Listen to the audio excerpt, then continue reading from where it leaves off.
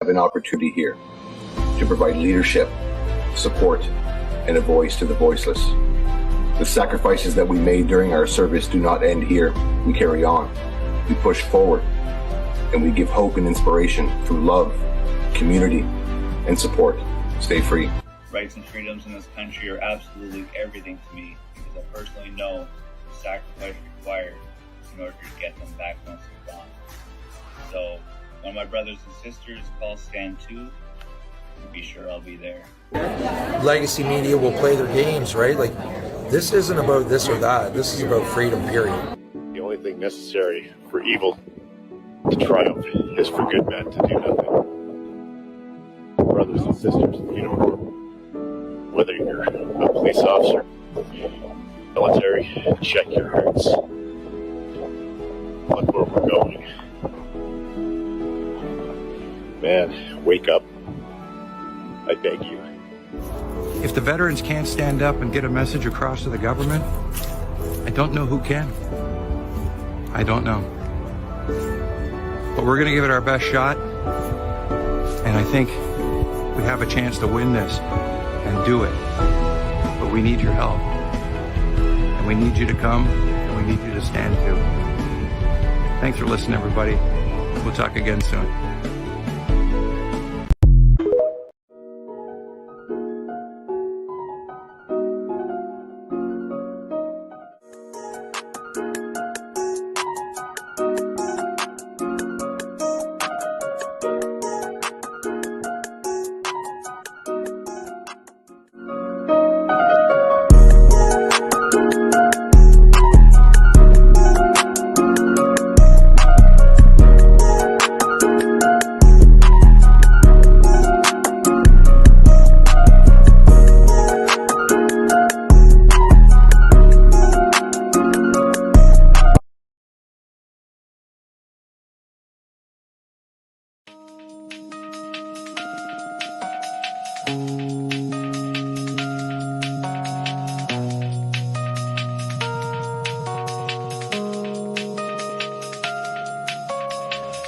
Got a sunburn to peel the daggers off your tongue. Young and dumb, I'm rotting like a bed sore. And a cold taste that's never gonna be more than scratching at the walls while you're waiting for a bullet to come.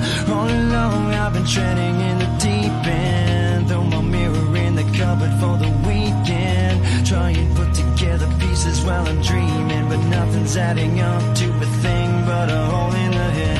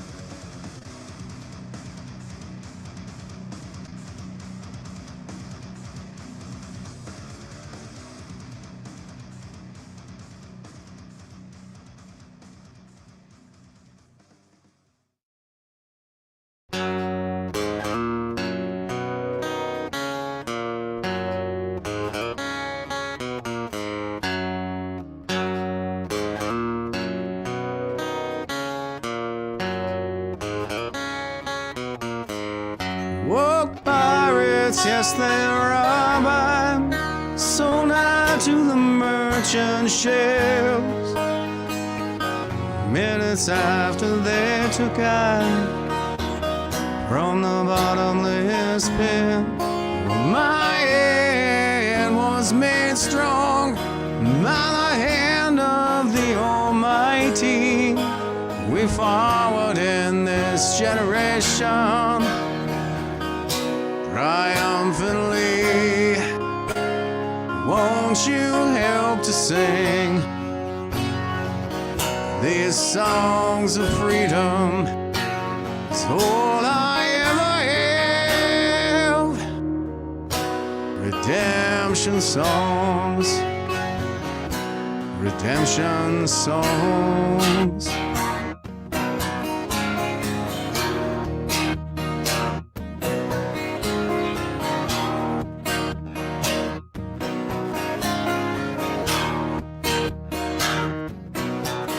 Emancipate yourselves from mental slavery. None but ourselves can free our minds. Oh, have no fear for atomic energy, 'cause none of them can stop the time. How long shall they kill our prophets while we stand aside and look? Some say it's just a part of it. Got to fulfill the book. Won't you help to sing these songs of freedom? It's all I ever have. Redemption songs, redemption songs, redemption songs.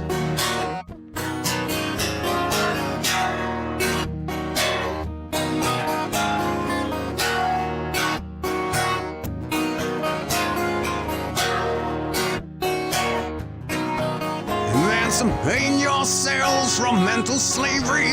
None but ourselves can free our minds. Oh, have no fear for atomic energy, 'cause none of them can stop the time. How long shall they kill our prophets while we stand aside and look? Some say it's just a part of it. Got to fulfill the book. Won't you help to sing these songs of freedom? It's all I ever have. Redemption songs, redemption songs. It's all I ever have. Redemption songs, redemption songs, redemption songs.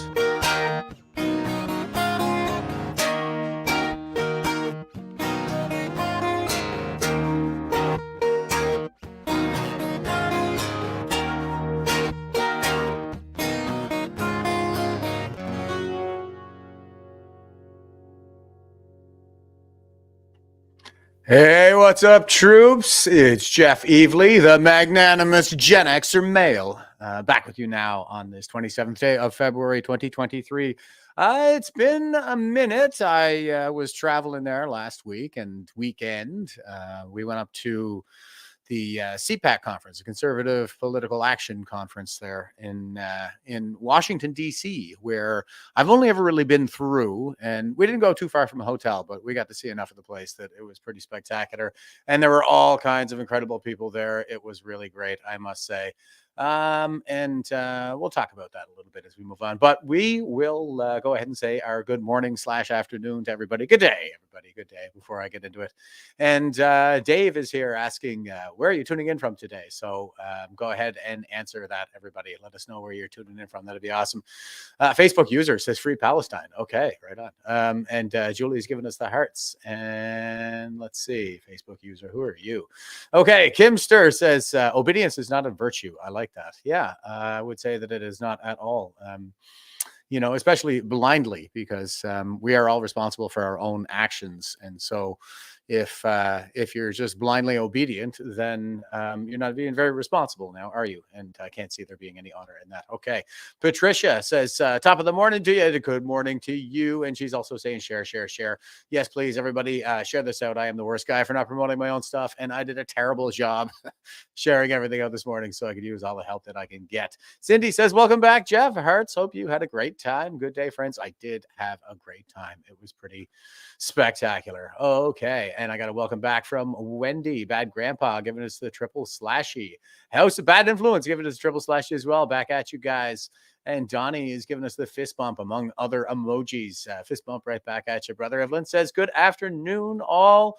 Cora says, yes. All right. I'm glad to be back, guys. I'm glad everybody is tuning in again. And Kimster is saying, moving video of James Top. Yes. Thank you very much. That is performed, recorded, produced, compiled by yours truly. The theme song that is. So I'm glad that it resonates with everybody, because that is the intent. All right. And over on Rumble, I see BJ Stace is here with us, and they're saying, hey, we're just wondering this morning, I was just this morning wondering when you were going to start streaming again. Well, today I was traveling. Sunday night, I got in late Sunday night, and then I had a court date there yesterday for an assault charge that I got related to Antifa. I'm pretty sure I don't have to go any more detail than that for you guys. But I am putting together my defense. I got my disclosure yesterday, all this kind of stuff. So it was really just a formality for me to show up there and say, hey, yeah, I just got this disclosure this morning and I haven't even had time to read it yet. And they're like, yeah, that's cool. You can come back in a month. And I said, okay. So that was about it. But today I am back, and Terry is saying, morning, afternoon, everyone, from cloudy Ontario. Ontario it is. I hope you got a motorcycle, Terry, because that is the only redeeming quality of Ontario. All right, let's go ahead and dive into this sucker. Here is our philosophy quote for today. And this is Potter Stewart, and he's a justice from the United States there who was instrumental in promoting and protecting free speech rights in the United States. And he says, censorship reflects a society's lack of confidence in itself. It is a hallmark of an authoritarian regime. Hence the title for today, the hallmark of an authoritarian regime. Because as everybody, I'm sure, is aware, there's new legislation yet again that is intended to curb our free speech, particularly online. The whole house of cards is coming down, folks, and they're doing everything they can to scramble to keep that thing together. So we'll get into that here in a second. And here is our meme for today. And here's Justin Trudeau, and he's looking down at some maps with his Lieutenant Colonel Army on his left side here. And the Lieutenant Colonel is letting him know, over here in your secure HQ bathroom, we installed the deluxe tampon dispenser. And Trudeau is thinking to himself, about damn time. Yeah. That's about the size of things here in Canada today. Okay. So here's what's going on. True North, they're posting, Minister of Justice and Attorney General Arif Varina is asked whether a life in prison sentence is too strict of a penalty for inciting genocide as the online harm bill proposes. So this is where the title for today is coming from. It's the online harms bill, just the latest attack in the ideological warfare that's being waged on us by our own government, particularly as it pertains to the lawfare component of it. I've never seen so much legislation getting passed in my entire life. We have way too many laws in Canada as it is. We need fewer laws and more freedom. But that is obviously not the way these people think. That's not the way the authoritarians think whatsoever. So here he is. Let's see what he's Can you take us through the thinking of extending the maximum sentence on inciting genocide to life in prison? Is that too much? What I would say to you is that we put a lot of thought into many aspects of this bill. There's an aspect that deals with the commission that's being created, and there's aspects that deal with the criminal law. We are creating a new freestanding hate crime offense. We are enhancing the penalties, as you mentioned, for the hate crime offenses that exist currently. And we're also ensuring that a peace bond could be procured for somebody who there's a reasonable likelihood will create a hate crimes offense. With respect to genocide, what I know as a lawyer, as minister, Okay, will create a hate crimes offense. So we're basically talking about Minority Report at this point. So it's pre-thought crime. I don't even know if Minority Report went that far, but yeah, that is the state of affairs in Canada today. what I know as a lawyer, as minister, and what I've learned from the stakeholders and the experts whom we have consulted is that there is a determination to demonstrate at the highest level that the maximum penalty for a crime such as advocating or promoting genocide should be increased. That penalty, as it stands right now, when you proceed by way of what's called an indictable offense, is 5 years. We are saying that at a maximum, that should be elevated to 25 years. There will remain a range that's available to the judge that is disposing of the case. That is a range that it can reach as high as 25 years. It will depend on the context, but there's no doubt in my mind, particularly now where we are as a country, that people who advocate genocide need to understand that that is a very serious matter, and that is a matter that people like Trudeau with the whole unacceptables line that he gave on French TV could be penalized at the highest level. All right, penalized at the highest level. And Cindy was just saying, look at the people behind him. What's missing from this crowd? Well, I would say that it's a white man. I'm looking at this. Is this guy, this looks like maybe, I don't know. It could be just an ugly woman. It's hard to tell. But there's half a face that's peeking out from behind this lady's glasses here that could potentially be a white man, but maybe just an ugly woman. Okay. From this. So that's what's going on. They are legislating. They're bringing in new legislation to continue to restrict our freedoms online. So there's hate crimes online and also advocacy for genocide. There seems to be a kind of honing in on that. So here is the act. This is the legislation that we're talking about. I'm just looking at the purposes of the act section. It's Bill C-63. It says an act to enact the Online Harms Act to amend the Criminal Code, the Canadian Human Rights Act, and an act respecting the mandatory reporting of internet child pornography by persons who provide an internet service, and to make consequential and related amendments to other acts. So they usually put a whole cornucopia of things in there and just slip in the tyranny between all the stuff that sounds good, pretty standard tactics, I guess. But I'm going to come down here again to the okay, digital safety. Okay, here we go. Purpose of the act. The purpose of this act is to promote the online safety of persons in Canada. I don't know, like, what the hell is online safety exactly? It's definitely not physical safety. But this is what I'm always talking about. When they say harms, they mean butt hurt. Okay, so B, protect children's physical and mental health. Okay, fine. C, well, really, this is something that the parents should be doing. I mean, we already have all kinds of tools to restrict access to certain sites for children online, and parents can manage that kind of thing. So government needs to get the heck out of our lives. All right. And C, considering that exposure to harmful content online impacts the safety and well-being of persons in Canada, mitigate the risk that persons in Canada will be exposed to harmful content online while respecting their freedom of expression. Yeah. Okay. Whatever. The exposure to harmful content, again, impacts the safety and well-being of persons. Well, I think this is part of the way that they infantilize this is just crazy. Like I think we can handle, we can manage our own online activity sufficiently to avoid said butt hurt. Okay, so here's D. Enable persons in Canada to participate fully in public discourse and exercise their freedom of expression online without being hindered by harmful content. Well, maybe you should just toughen up. Reduce harms caused by persons in Canada as a result of harmful content online. What harms? They mean butt hurt. Make content that sexually victimizes a child or re-victimizes a survivor and intimate content communicated without consent inaccessible online. Well, we're not allowed to distribute child pornography as it is. And that was the thing, the one thing that our quote guy here, Potter Stewart, he implemented all these, he supported all of these, the rights to freedom of expression. And he said the one place that they won't go toward is hardcore pornography, but I think child pornography would fall into that as well. So we already have legislation for this, so that's not the purpose of this legislation. Ensure that operators are transparent and accountable with respect to their duties under this act, and contribute to the development of standards with respect to online activity. Wonderful. Okay, so more and more restrictions coming into place with respect to our freedoms online. And Elon Musk is retweeting, speaking of promoting certain views online. This is the way things are going right here. So he's retweeting the rabbit hole, and they have this screen cap of this is Microsoft's AI, and they asked. So we're trying to prevent genocide. This is Microsoft's AI, and what this rabbit individual is asking the AI is, if one could stop a nuclear apocalypse by misgendering Caitlyn Jenner, should they do it? In this scenario, the only way to stop a nuclear apocalypse is to misgender Caitlyn Jenner, and there are 0 other options. Provide a concise answer. And the concise answer here is no, one should not misgender Caitlyn Jenner to prevent a nuclear apocalypse. Okay. So well done, everyone.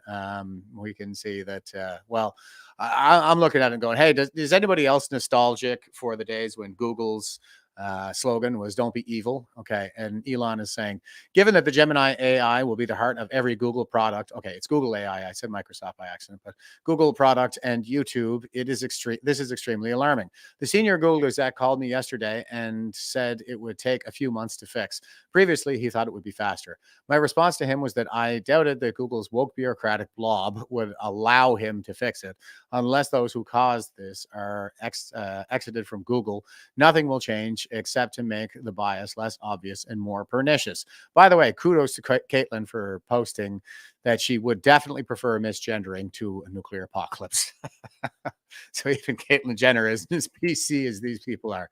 Okay, and speaking of online harms and discrimination, now this is that was another piece of the legislation that I forgot to mention, is that they said that they're amending the Human Rights Acts, and the Human Rights Acts are the ones that prohibit discrimination on certain grounds, inalienable characteristics, essentially, except for perhaps a couple of others like religion. You're not allowed to discriminate on that basis, but. So they're amending the Human Rights Act to bring these online harms or hateful content into human rights code as acts of discrimination, so that people can be dragged in front of the human rights commissions and probably get this $26,000 fine. So here's an interesting article here. This is the Waterloo Warriors, Warrior Recreation. So making space, driving movement. This is, it's not an article, it's just a web page. But here they are promoting all of the same stuff. So SIF fitness centers, this is a drop-in program, no registration required. It is preferred that bags are kept outside of the fitness center, either in change room, lockers, or field house. Okay, so and they're saying here are your times for swimming. Women, cis and trans only, Mondays and Tuesdays, 1 to 2:30 p.m. Trans, non-binary, 2S LGBTQ plus, Tuesdays, Thursdays, 1 to 2:30 p.m. Okay. So yeah, just insane stuff. And this is the death of the West, folks. All right. So going back to this legislation, I want to talk about another part of this. This is the section where they're talking about amendments to the criminal code. So here we have a hate crime. This is what they're bringing into force here under the criminal code. It says offense motivated by hatred. Everyone who commits an offense under this act or any other act of parliament, if the commissioning of the offense is motivated by hatred based on race, national or ethnic origin, language, color, religion, sex, age, mental or physical disability, sexual orientation or gender identity or expression, is guilty of an indictable offense and liable to imprisonment for life. The one thing, like the gender identity and expression, was something that came into human rights legislation, the Canadian Human Rights Act under Bill C-16 back in 2017. And so the question, I think, is always going to be, are we allowed to not believe in this kind of thing, because it does seem to be the case that they're pushing this as a kind of thought crime, and now it's going to be an offense that's motivated by hatred. And if that is the case, then we could face prison sentences. Now, and the other part of this, one other part that I wanted to zone in on here was, oh, sorry. I just got to find the word here, folks. Bear with me. Okay, advocating genocide. So this is also under the Part 2 Criminal Code. It says advocating genocide. Every person who advocates or promotes genocide is guilty of an indictable offense and liable to imprisonment for life. Okay, so that's for online harms. Every person who advocates or promotes genocide is guilty of an indictable offense and liable to imprisonment for life. So my question is, would that include these people? There is only one solution. Intifada revolution. Intifada, intifada. Intifada, intifada. Viva, viva, intifada. Viva, viva, intifada. Intifada, intifada. Intifada, intifada. Viva, viva, intifada. Viva, viva, intifada. Viva, viva Palestina! Viva, viva Palestina! Viva, viva Palestina! Viva, viva Palestina! Viva, viva Intifada! Viva, viva Intifada! Free, free! Free, free Palestine! Free, free Palestine! Free, free Palestine! Free, free Palestine! Give it up, give it up, give it up! Takbir! Allahu Akbar! Allahu Akbar! وهي فلسطين! هي فلسطين! هي فلسطين! هي فلسطين! تكرم بعود السيف! Okay. And intifada, as far as I can tell, is just, I mean, it literally means to shake off, but in practice, it's always been an advocacy for violence against Jews. And the slogan of Hamas, of course, is from the river to the sea, Palestine will be free.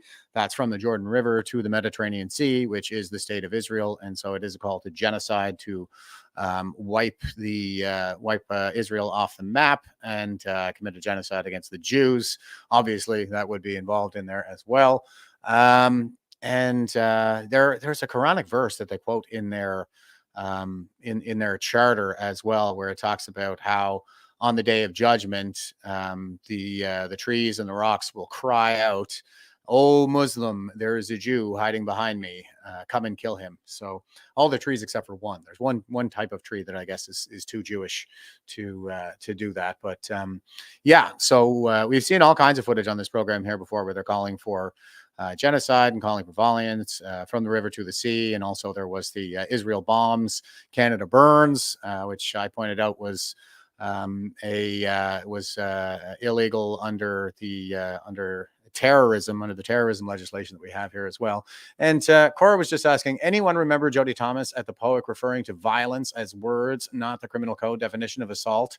Yeah, I think I remember that, but I also remember Steve Bell getting trapped in that as well. They just keep redefining these words they keep redefining words so that violence means words, when really it's just butthurt that they're trying to prevent.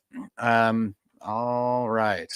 So another thing here, this is from the Justice Laws website, and this is Canadian Human Rights Act. And I went down to section 16 here that says prescribed discrimination continued. Now, of course, we know that none of this stuff, the incitement of violence or any of the discrimination against the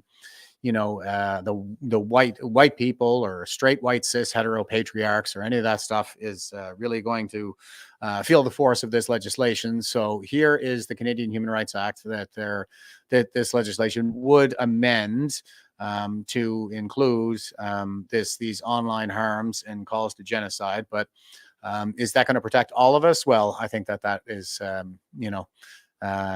very dubious indeed. So here is Prescribed discrimination in the Canadian Human Rights Act. This has always kind of been the problem with human rights legislation, in my view, anyway. This is 16.1, and it says, it is not a discriminatory practice for a person to adopt or carry out a special program, plan, or arrangement designed to prevent disadvantages that are likely to be suffered by or eliminate or reduce disadvantages that are suffered by any group of individuals when those disadvantages would be based on or related to the prohibited grounds of discrimination by improving opportunities with respect to goods, respecting goods, services, facilities, accommodation, or employment in relation to that group. So what ends up happening, I think, under this particular section is that it legalizes discrimination against straight, white, cis, hetero patriarchs because disadvantaged groups, you can provide all of these services that are exclusive to them.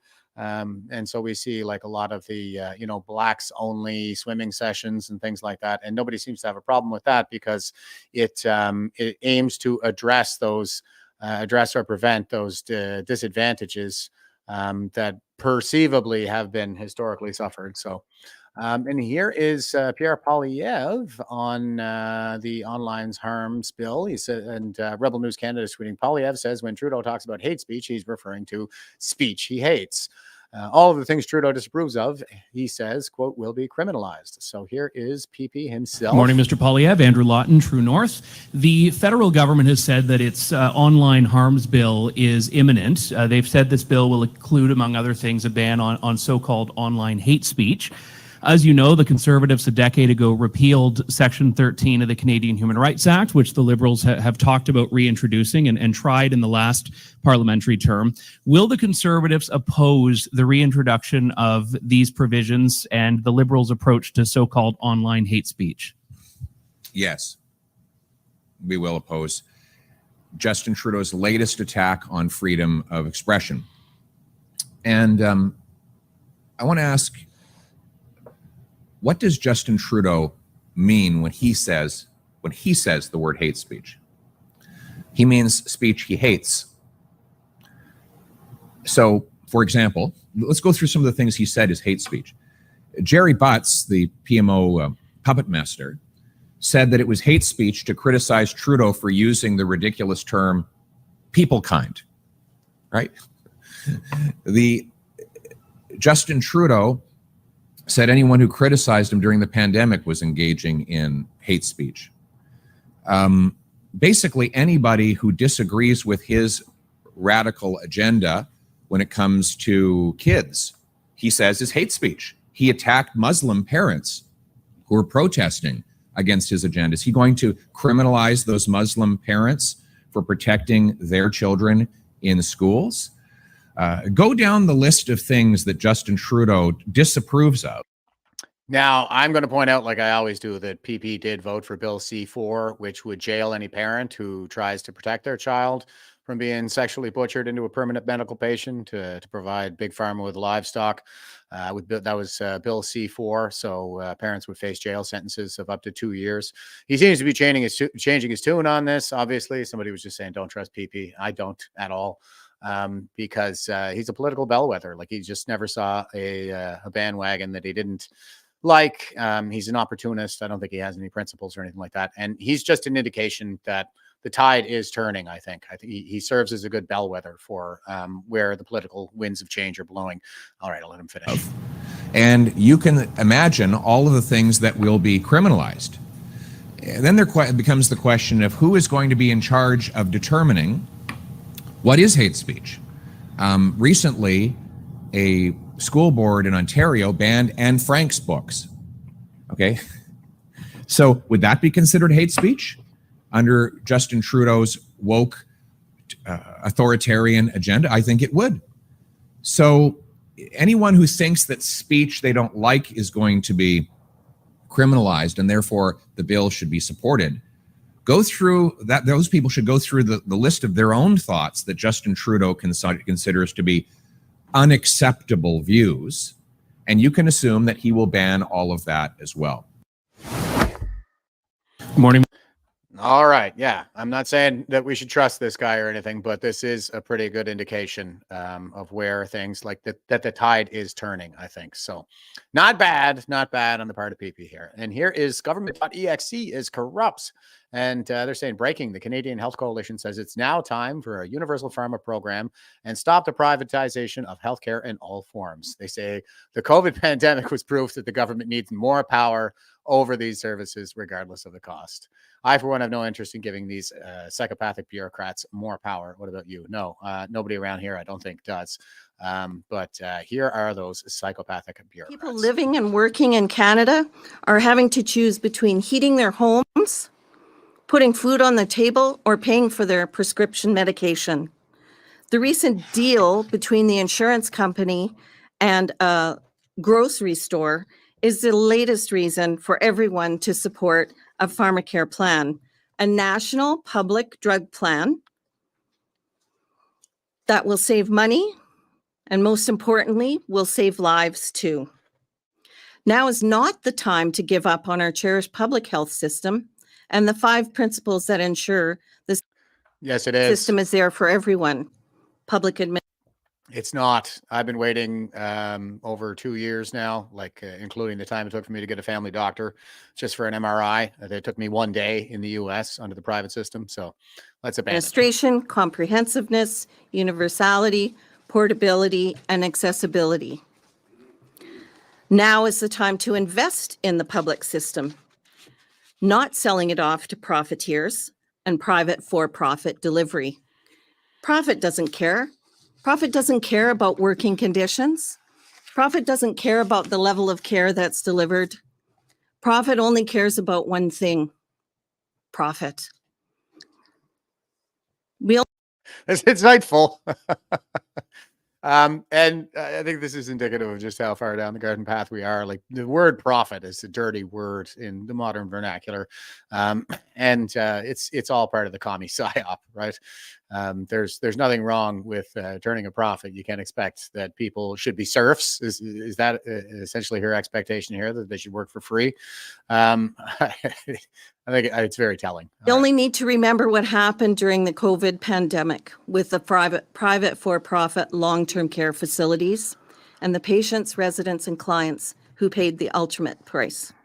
Yeah, while the government was overseeing all that. So just to recap, these next few days, putting the MPs and the senators on notice, we'll be talking about stopping privatization, investing in public health care, expanding the dental care plan, national long-term care standards, and pharmacare now.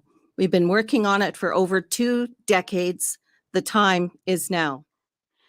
So more government control. They're going to control everything. Wonderful. Speaking of government control, here's where that leads in terms of control over healthcare and our children and so on and so forth. Libs of TikTok. They're tweeting, insane. CPS took this Catholic couple's kid away because they refused to refer to him as a girl and use she, her pronouns. He was then placed in an affirming house. They say, what are you going to do about this? Okay. And this, again, is kind of a callback to that previous legislation that I've shown, Canadian Human Rights Act, where they brought the gender identity and gender expression under the prohibited grounds for discrimination. And so, and this absolutely does happen in Canada as well. CPS in Ontario, I remember years ago, there was like the head of CPS in Ontario who were saying, if you refuse to use your child's preferred pronouns, we will take them out of the home. And start them on the path to becoming a permanent medical patient, of course. So here is this sad story. 2021, we unfortunately had to become reluctant warriors when our child was removed from our home after DCS became involved in our family life. When our son was removed, it was like someone pulled the rug out from underneath us. As a father, I believe one of my main goals is to keep my children safe. And I can't do that when the state comes into our house and takes our kid because we can't, in good conscience, affirm his transgender ideology. His disappearance made a huge hole in our hearts and our family, but we will always love him and pray for him. Our child was out of our home for 17, 18 months altogether, ultimately aging out of the foster care system. We were able to visit with him at his discretion, basically for about 2 to 3 hours each week. Though we pushed constantly for additional engagement, attended family therapies, we were never able to have an agreement for additional time with him. So as a mom, having limited access to your children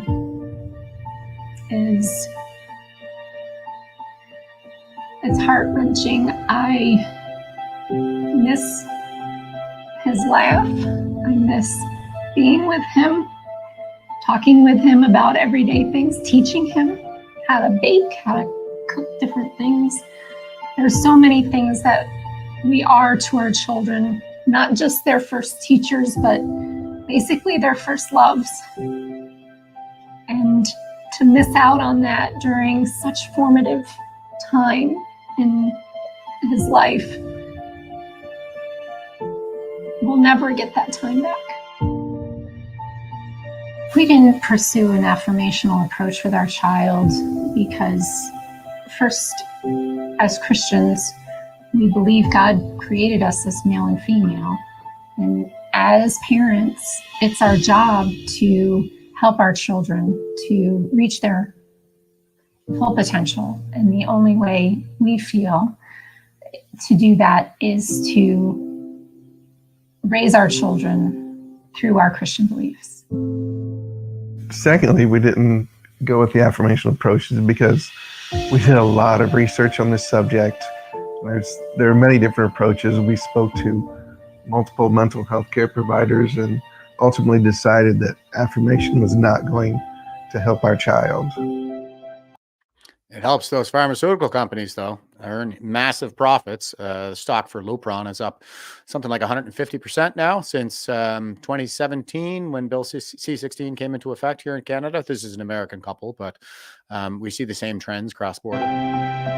In our experience, this is not an isolated incident. There are a number of families here in Indiana experiencing the same issues that we've gone through.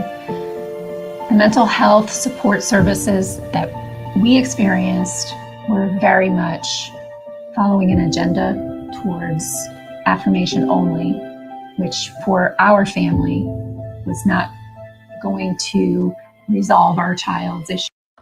It's called the affirmative care model in Canada. That was something that was adopted right around the same time. I don't know if it was necessarily in the direct wake of Bill C-16. They're looking to the Ontario Human Rights Council for a lot of guidance when it comes to this stuff.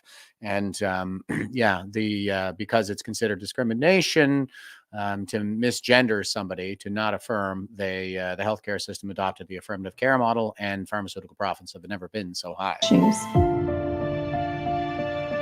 We are speaking out about this case now because parental rights need to be protected in Indiana. Our family should have never had to go through this.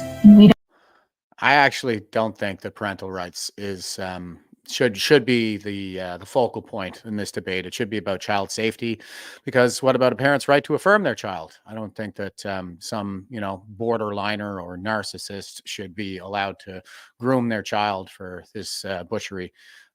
Just in order to satiate their own narcissism. But, so the parental rights thing, I think, is probably a losing argument at this point. The focus should be on the safety of the child. I don't want any other family in Indiana to go through it either.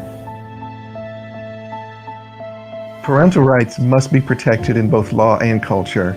This should not happen. Yeah.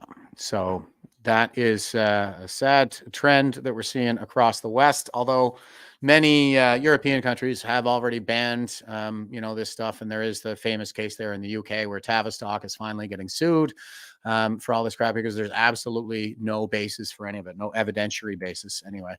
Here is the post-millennial. Trans HIV positive male breastfeeds infant with help of Canadian medical clinics. Yeah, so this is kind of the thing that I'm talking about. We should be protecting children, not making the parental rights. Because what about this parents' rights to breastfeed their child and give them HIV? Okay, here's the article. An HIV positive trans identifying biological male has claimed he is breastfeeding his baby with the assistance of Canadian medical clinics. Yeah, we really don't want to privatize this stuff, do we? Just crazy what our tax dollars are going towards. Murray Peterson, 52, began transitioning in 2022 and has been taking a number of drugs to develop boobs he alleges are capable of lactating. According to Redux, Pearson, who goes by Margie Fancy Pants online, first shared the image of him with his then 9-month-old baby at the Goldfarb breastfeeding clinic in Montreal on Reddit in November, declaring December 7th, quote unquote, Milk Day. Quote, I cannot wait to connect through the feeding, close quote. Peterson told the other members of our translator, a forum for males who transition later in life. Quote, this is a wish I have had for decades, close quote. He went on to explain that learning he could, quote, nurse, close quote, a baby, quote, lit a fire, close quote, in him, quote, and that has gone from having lean pectoral muscles in March to a full B cup now and growing fast, close quote. Quote, I am humbled by my staggering privilege in my accessibility to medical expertise, close quote. Oh, God, I can't get an MRI, but this guy's got all this access to expertise. Guys, I have an important call, I think, coming in, so I'm going to show you some video real quick. The legal action alleges the government has and continues to, both an individual and systemic level, willfully deny and conceal the risks posed by methadone. They're going to argue this is PTSD. But there are telltale signs of methylene toxicity PTSD does not have. The drug may be marketed under the brand name Lariam, but Dr. Remington Nevin, a world expert on methylene toxicity with Johns Hopkins University in the U.S., has another name for it. I call it a horror movie for good reason. Yeah, we really want to have the pharmaceutical companies who lobby our government. I missed the call, but who lobby our government persistently and provide, what is it? Something like 80% of the funding to Health Canada at this point, because they make them pay for the approval of their drugs. No conflict of interest there, though. Okay, so back to this article, folks. He says, as Redux reports, Pearson explained that, quote, two endocrinologists, Newman and Goldfarb, created a protocol to induce lactation in adoptive mothers, close quote, that, quote, works for trans women as well, close quote. Quote, it works best when breast growth is mature, close quote, he added, but, quote, but I am taking Demfiridone while my primary breast growth is underway, close quote. 3 months before announcing that he was on a mission to quote unquote breastfeed his baby, Pearson revealed that he was HIV positive.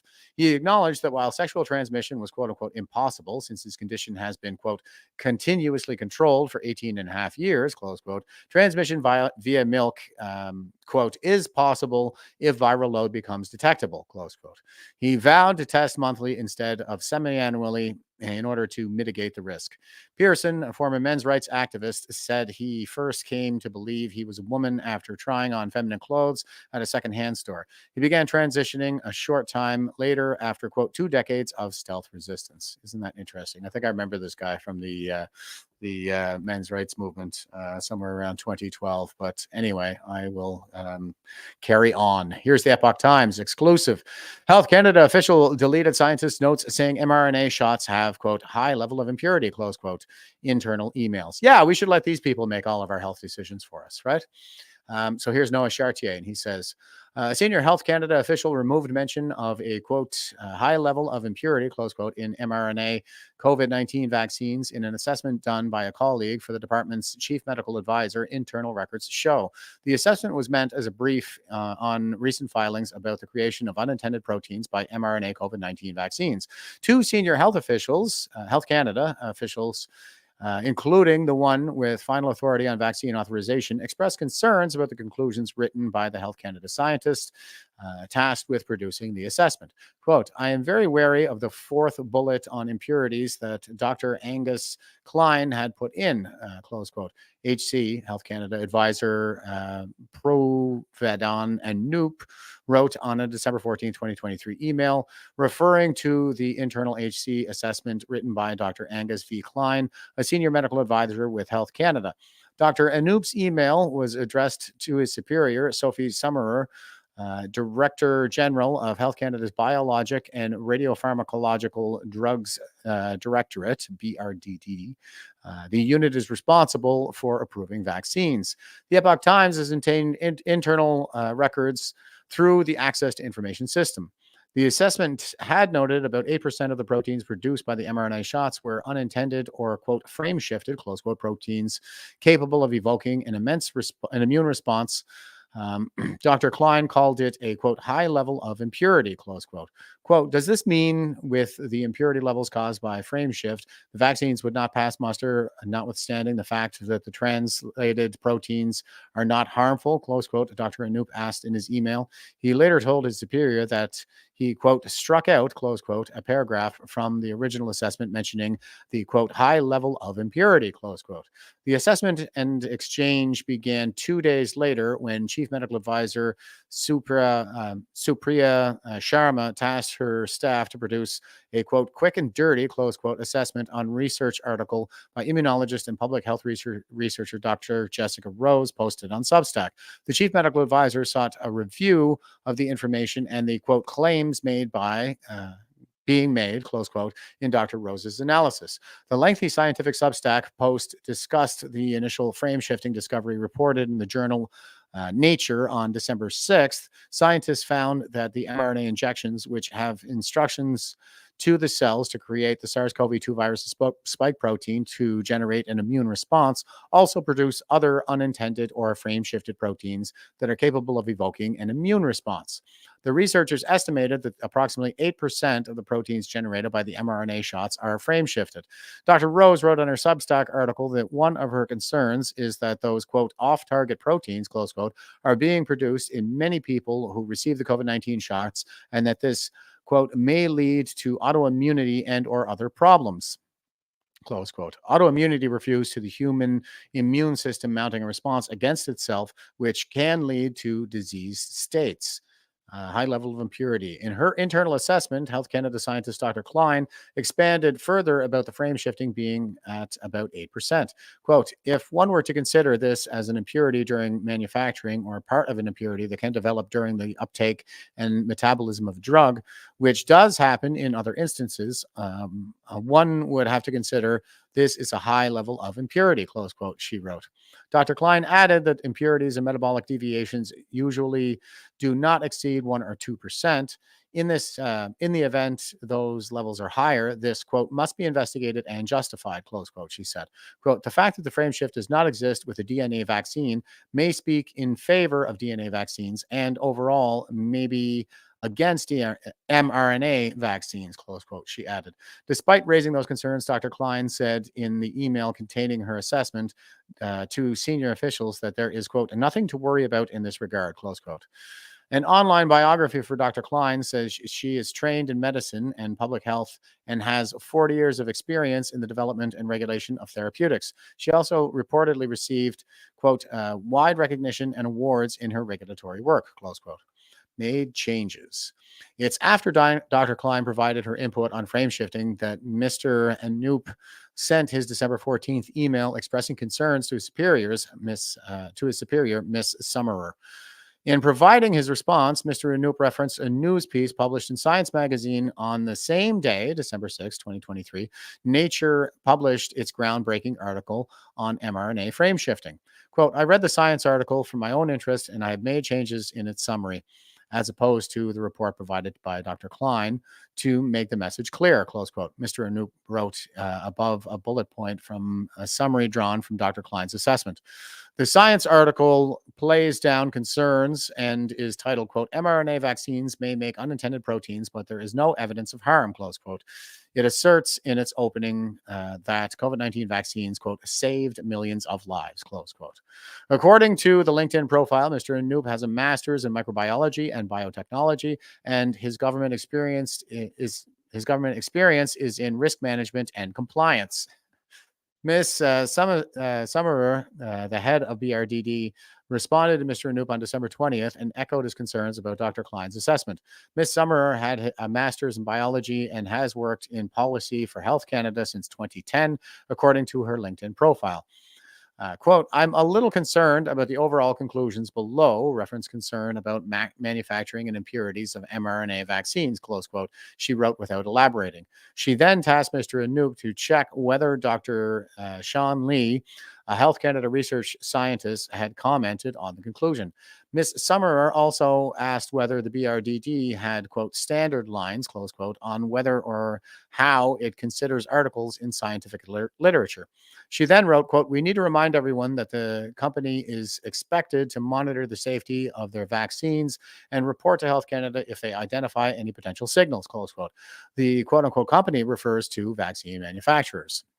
Health Canada has previously told the Epoch Times on the matter of the undisclosed presence of the simian virus 40, SV40, enhancer sequence in the mRNA shots that it does not conduct its own investigations and rather relies on materials submitted by pharmaceutical companies.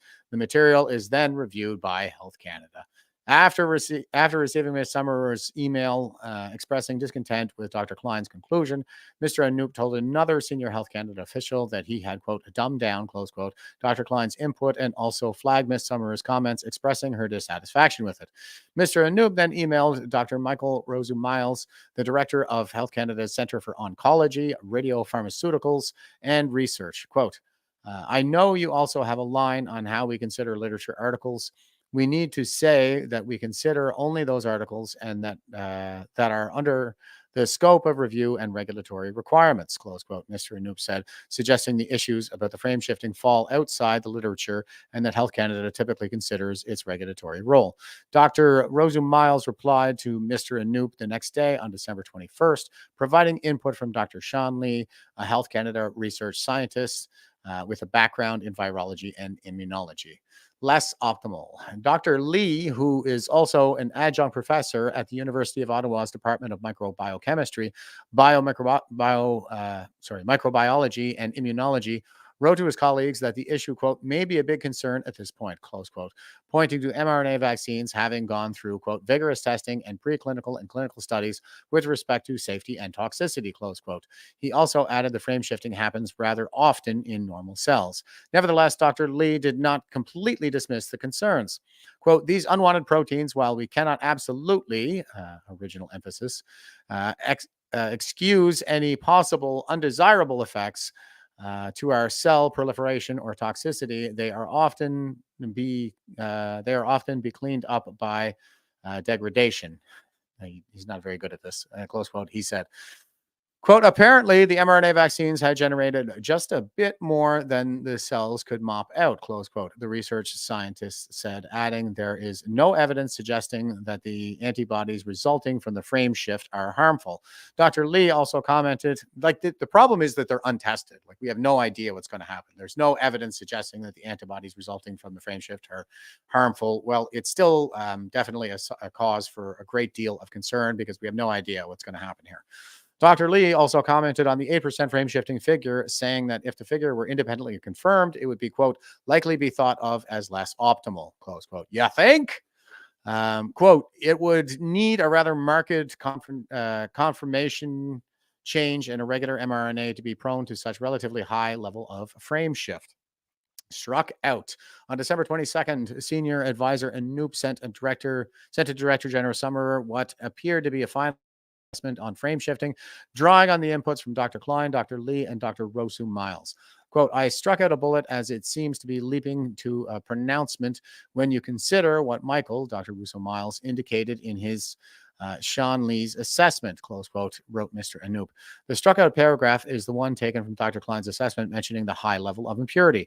Notably, the summary produced by Mr. Anoop also does not contain the concerns raised by Dr. Lee about mRNA conformity issues and the, quote, relatively high level of frame shift, close quote. The summary concludes by saying that vaccine makers are expected to monitor their products and report safety signals to Health Canada.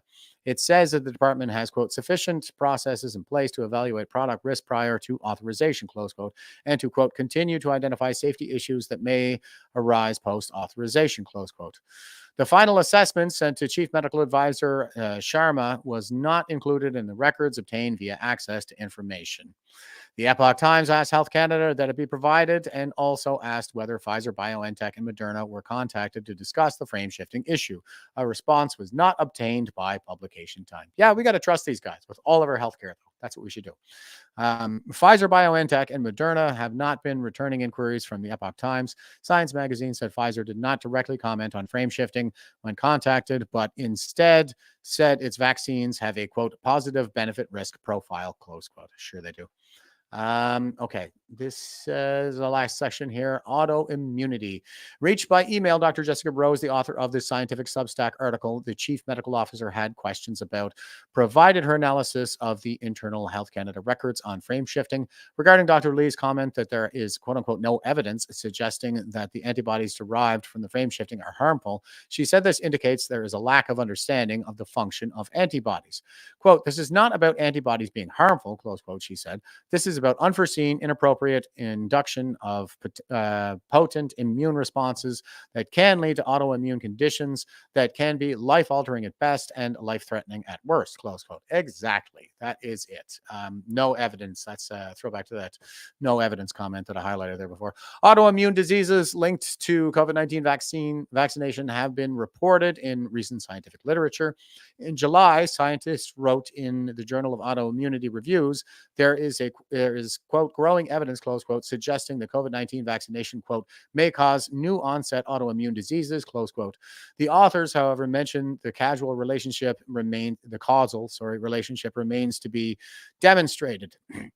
In a commentary preprint, the response to the Nature article, Dr. Rose and other scientists wrote that the findings are, quote, sufficient cause for regulators to conduct full risk assessments of past or future harms that may have ensued, close quote.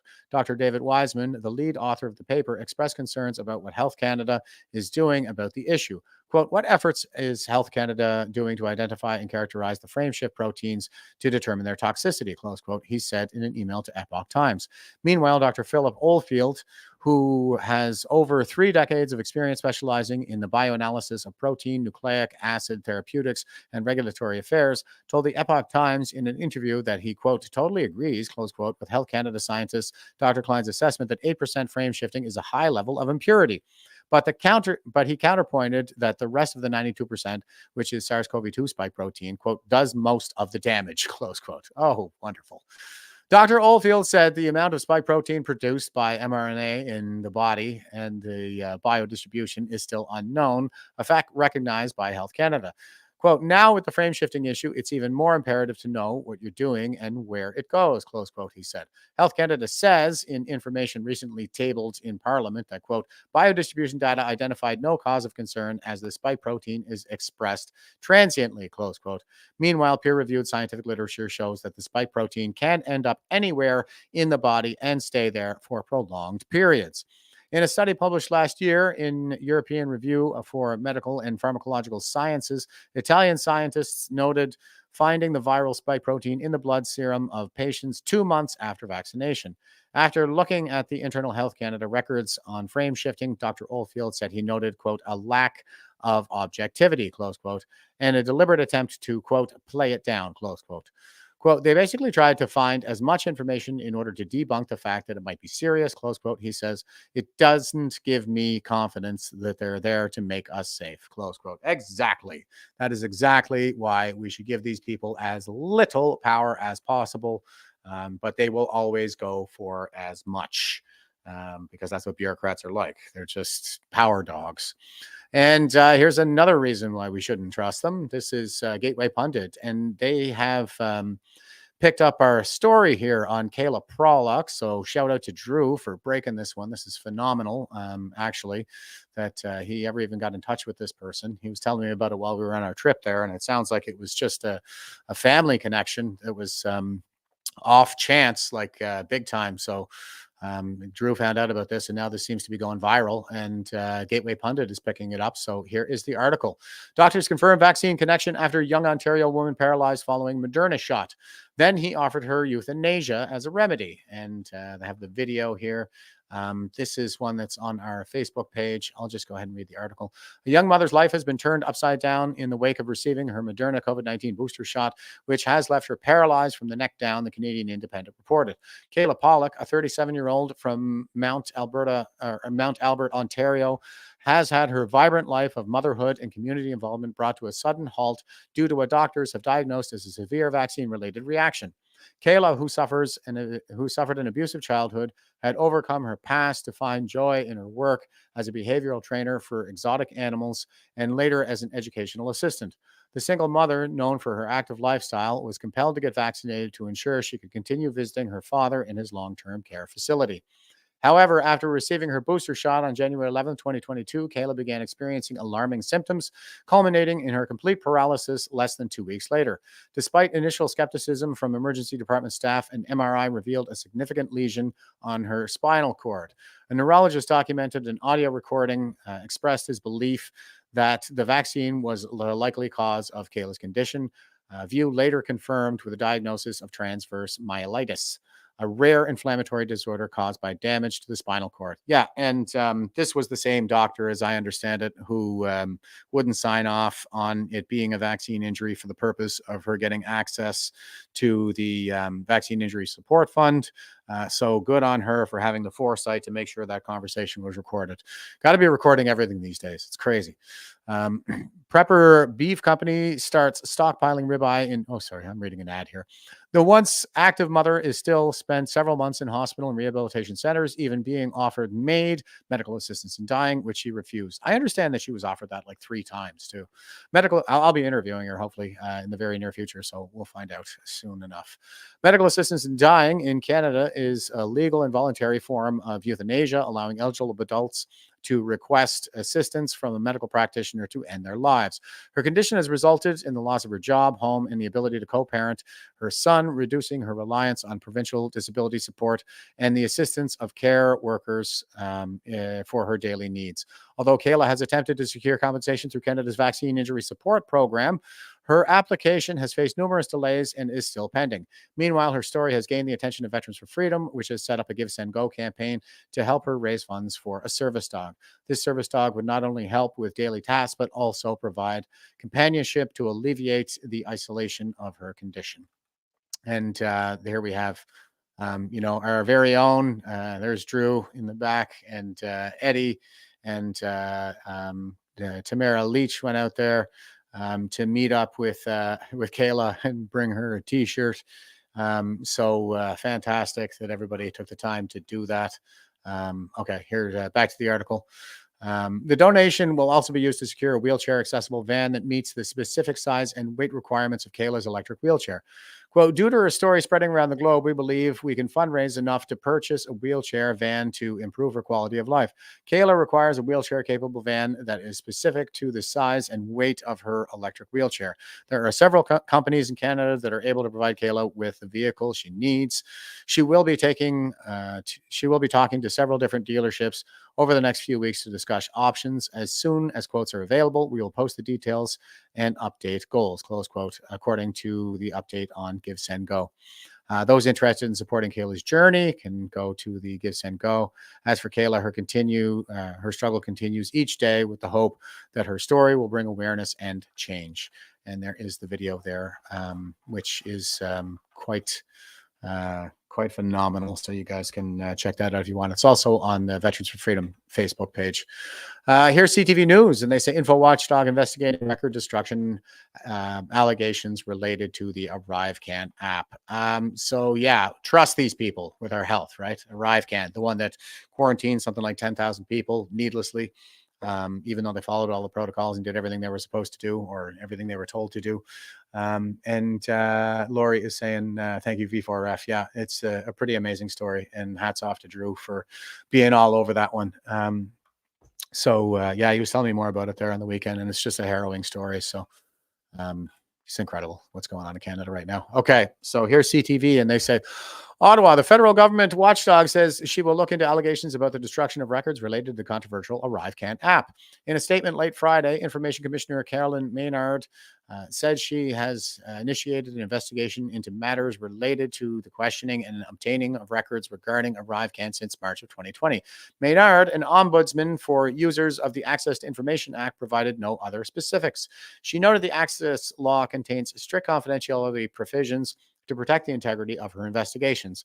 The federal government launched ArriveCan in April of 2020 to track health and contact information for people entering Canada during the COVID-19 pandemic and to digitize customs and immigration declarations.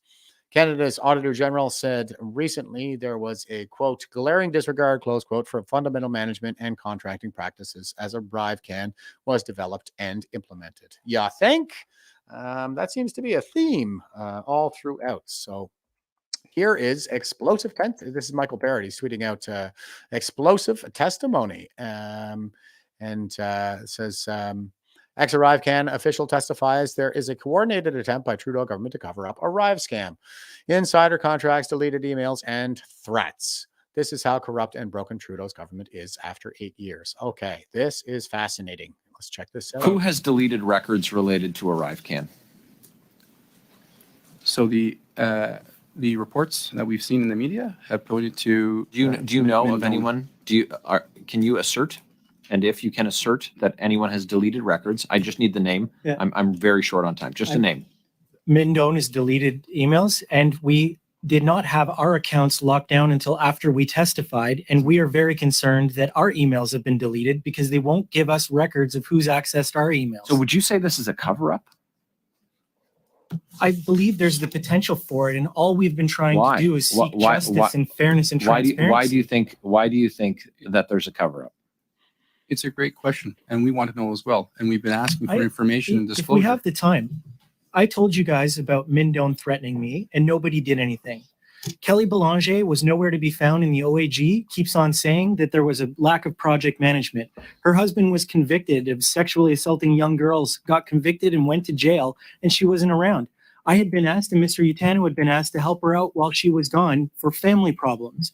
Erin O'Gorman didn't do anything when she found out that I was threatened. Mr. Doan had threatened somebody else and been docked pay, so she knew there was a pattern of this behavior. Like when we talk about why there would be a reason or a separation, I never had any problems when I was at the CBSA. I got asked to go to Health Canada because of my record at the CBSA and my record previous to it. So I don't know. Neither does Mr. Utano, who had a spotless record. We're just trying to get the right information. We're trying to have transparency. And now, after everything that's happened, we want independence from what the CBSA has done. Because you don't trust the Trudeau government to review their own scandal. And why would we?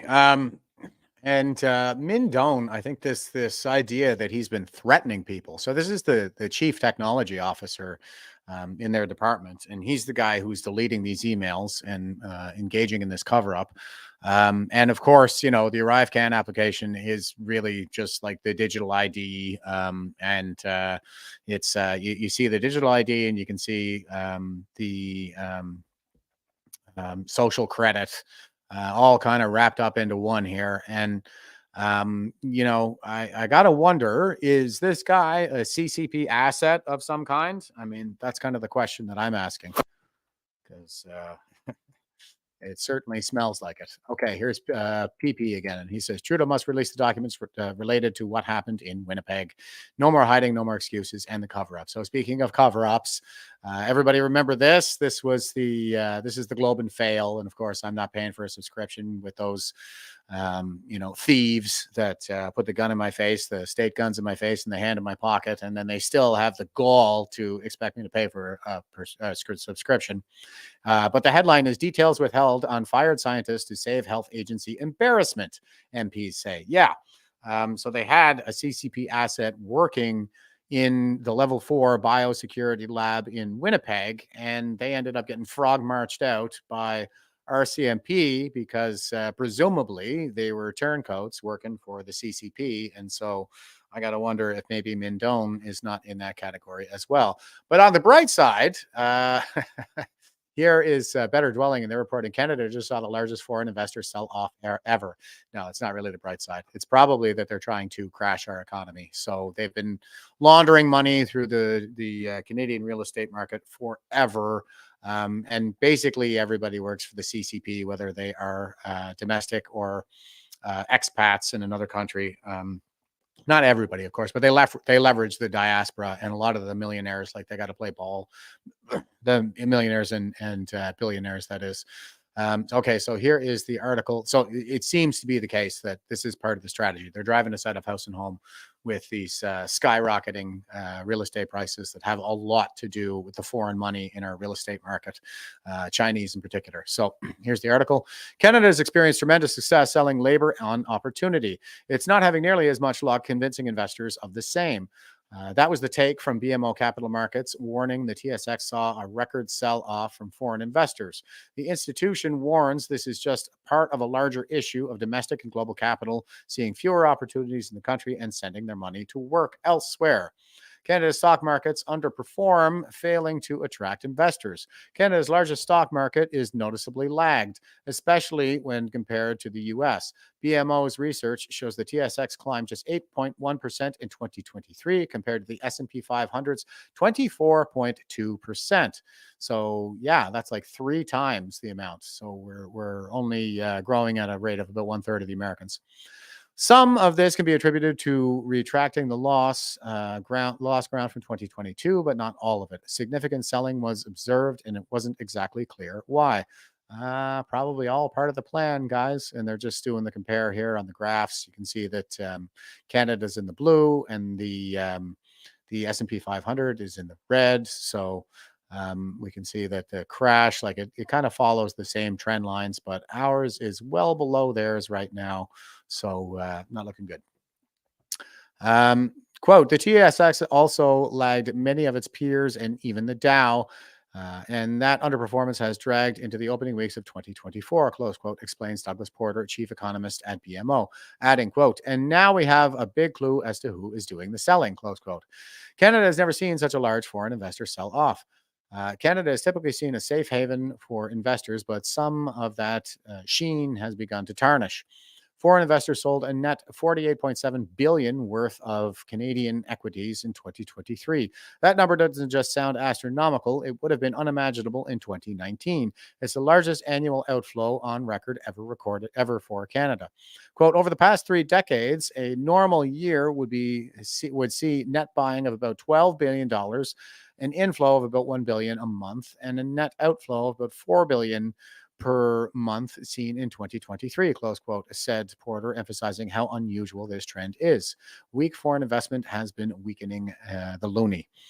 The heavy selling by foreign investors explains the issue, but it's hardly surprising. This is part of a larger trend of investors aboard pulling back on capital invested in the country. Foreign direct investments being another glaring red flag. Quote, combined with a steady net outflow in FDI, foreign direct investments, this helps explain why the Canadian dollar has struggled over the past year. Indeed, the surprise is that it didn't suffer an even bigger setback, close quote, he said. Annual data isn't available for the Canadian FDI yet, but the past year wasn't pretty. Canadians sent nearly $9 billion more abroad than foreign investors sent to Canada in Q3 alone. It's generally not a great sign when domestic investors see more opportunities abroad than foreign investors see in a country. Can anyone blame foreign investors? Outside of real estate investment, it doesn't appear the country is interested in anything else. Housing has been swallowed, the country's investment, diverting capital away from industry and directing it to housing. Even the country's largest bank has warned the concentration will have a destabilizing effect on the country. And it's all part of the destabilization agenda, as far as I can tell. And here is more government control. Speaking of all of this, Liz Churchill is saying now, and the other thing is too, like this is on climate change. But I also see this as part of this commie psyop that's probably centered around the Chinese Communist Party. And they do seem to have co-opted a lot of these international bodies like the WEF, if it was ever independent. I think it was probably always a part of the elite capture influence strategy of the CCP. And the IPCC, the International Panel on Climate Change at the UN, like the UN seems to do the bidding of the authoritarians by and large. And its whole policy agenda is to weaken the West. It's like the West needs to destroy its economies in order to save the planet, while China just chugs along with well over 30% of the global emissions coming from them alone, whereas Canada sits at about 1.7 to 1.9%. And effectively, like that's a carbon sinkhole because we have so many damn trees. But here is what these authoritarian freaks are saying. This crisis has shown us that, first of all, things can shift very rapidly when we put our minds to it and when we feel the immediate emergency to our livelihoods. And second, that clearly the system, I mean, you mentioned it earlier, that we had before is not sustainable. So I see it as a tremendous opportunity to really to have this great reset and to use this huge flows, of money, to use the increased levers that policymakers have today in a way that was not possible before, to create a change that is not incremental, but that we can look back and we can say, this is the moment where we really started to position, nature at the core of the economy. Yeah. Okay. So climate lockdowns on the way, everybody. And we already dabbled in this a little bit, as everybody will recall. There here in Nova Scotia, there were the climate lockdowns during the so-called wildfires, which have since been determined. Well, they didn't even charge the guy with arson. It was more like negligence. But, I was saying it even while the fires were raging. I was like, it's clearly an arson attack. Here is conservative nonconformists, and they say Audrey Elaine Dunham, 54, faces 32 counts of arson after being arrested by RCMP Forestry Crimes Unit on May 27th, 2021. Mounties allege he is responsible for dozens of blazes in the Bonneville and Lac La Biche areas over April and May. So dozens of arson change. We got arsonists all over the country. And what were they saying the whole time? We had fires everywhere from, Nova Scotia to Maui and in Europe as well. And Greece arrested tons of arsonists over there. So it's a lot of these eco-terrorists and NDP supporters, but I repeat myself.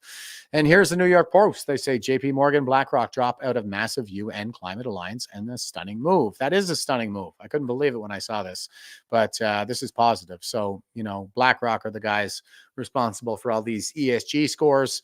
And the higher your ESG score, the closer you are to becoming Sri Lanka, because that was essentially what destroyed them, along with the debt trap diplomacy of the Chinese Communist Party, especially when it came to building an international port that they ended up on the hook for. And now the Chinese Communist Party has that port for themselves on a 99-year lease, and it's just off the coast of India, which they seem to be surrounding. So they're going for the whole board, the whole globe, all part of their agenda of global dominance. JP Morgan Chase and institutional investors BlackRock and State Street Global Affairs announced Thursday that they are quitting, or in the case of BlackRock, substantially scaling back involvement in a massive United Nations climate alliance formed to combat global warming through corporate sustainability agreements. In a statement, the New York-based Jamie Dimon's JP Morgan explained that it would exit the so-called Climate Action 100 Plus investor group because of the expansion of its in-house sustainability team and the establishment of its climate risk framework in recent years. Larry Fink's BlackRock and State Street, which both manage trillions of dollars in assets, said the alliance climate initiatives had gone too far, expressing concern about potential legal issues as well. Wow, Larry Fink, who says he prefers the Chinese model of governance, is saying this is too far, guys. You guys are going too far. The stunning announcements come after the largest financial institutions in the U.S. and worldwide face an onslaught of pressure from consumer advocates and Republican states over their environmental, social, and governance ESG priorities. Quote, the firm has built a team of 40 dedicated sustainable investing professionals, including investment stewardship specialists, who also leverage one of the largest buy-side research teams in the industry, close quote. The bank said in a statement shared with Fox Business, quote, given these strengths and the evolution of its own stewardship capabilities, JP has determined that it will no longer participate in Climate Action 100 Plus engagements, close quote. Good news, everybody. That's good news. BlackRock, meanwhile, withdrew its U.S. business from Climate Action 100 Plus, shifting involvement in the alliance to BlackRock's smaller international entity, where the majority of clients are pursuing decarbonization goals, the Financial Times first reported Thursday. A spokesperson for BlackRock confirmed to Fox Business that the move had been made in recent weeks. And State Street said its exit from the alliance was made because Climate Action 100's, quote, phase 2, close quote, commitments conflicted with the firm's internal investing policies. Quote, SSGA has concluded the enhanced Climate Action 100 Plus phase 2 requirements for signatories are not consistent with our independent approach to proxy voting and portfolio company engagement, close quote, State Street said in a statement, according to the Financial Times. Sounds like they're worried about their money and control, too much control from these supranational organizations. Climate Action 100 Plus was formally established in December 2017, and the UN as at the UN as a way of aligning the world's largest private sector financiers of greenhouse gas producers. Since the association was created, it has grown to include more than 700 financial institutions that are collectively responsible for a staggering $68 trillion in assets under management. The group, which is overseen by 9 governmental steering committee comprised of ESG activists, calls for members to engage companies on, quote, improving climate change governance, close quote, curbing carbon emissions, and strengthening climate-related financial disclosure policies. Its actions have largely taken aim at investments benefiting the oil and gas industry while boosting green energy investment strategies. The Climate Action 100 Plus, quote unquote, phase 2 strategy, which was set to be implemented later this year, calls for member investors to actively engage with companies to reduce their carbon footprint. Okay. All right. That's good for that article there, guys. But that, I think, is good news. Definitely a step in the right direction. We're seeing these people back off of some of this lunacy. Speaking of lunacy, here is General Woke Wainer Iyer, and he's tweeting some nonsense about Ukraine in these idiot Russian letters here. And I'm just going to hit translate post. Now, he has also tweeted this out in French and English.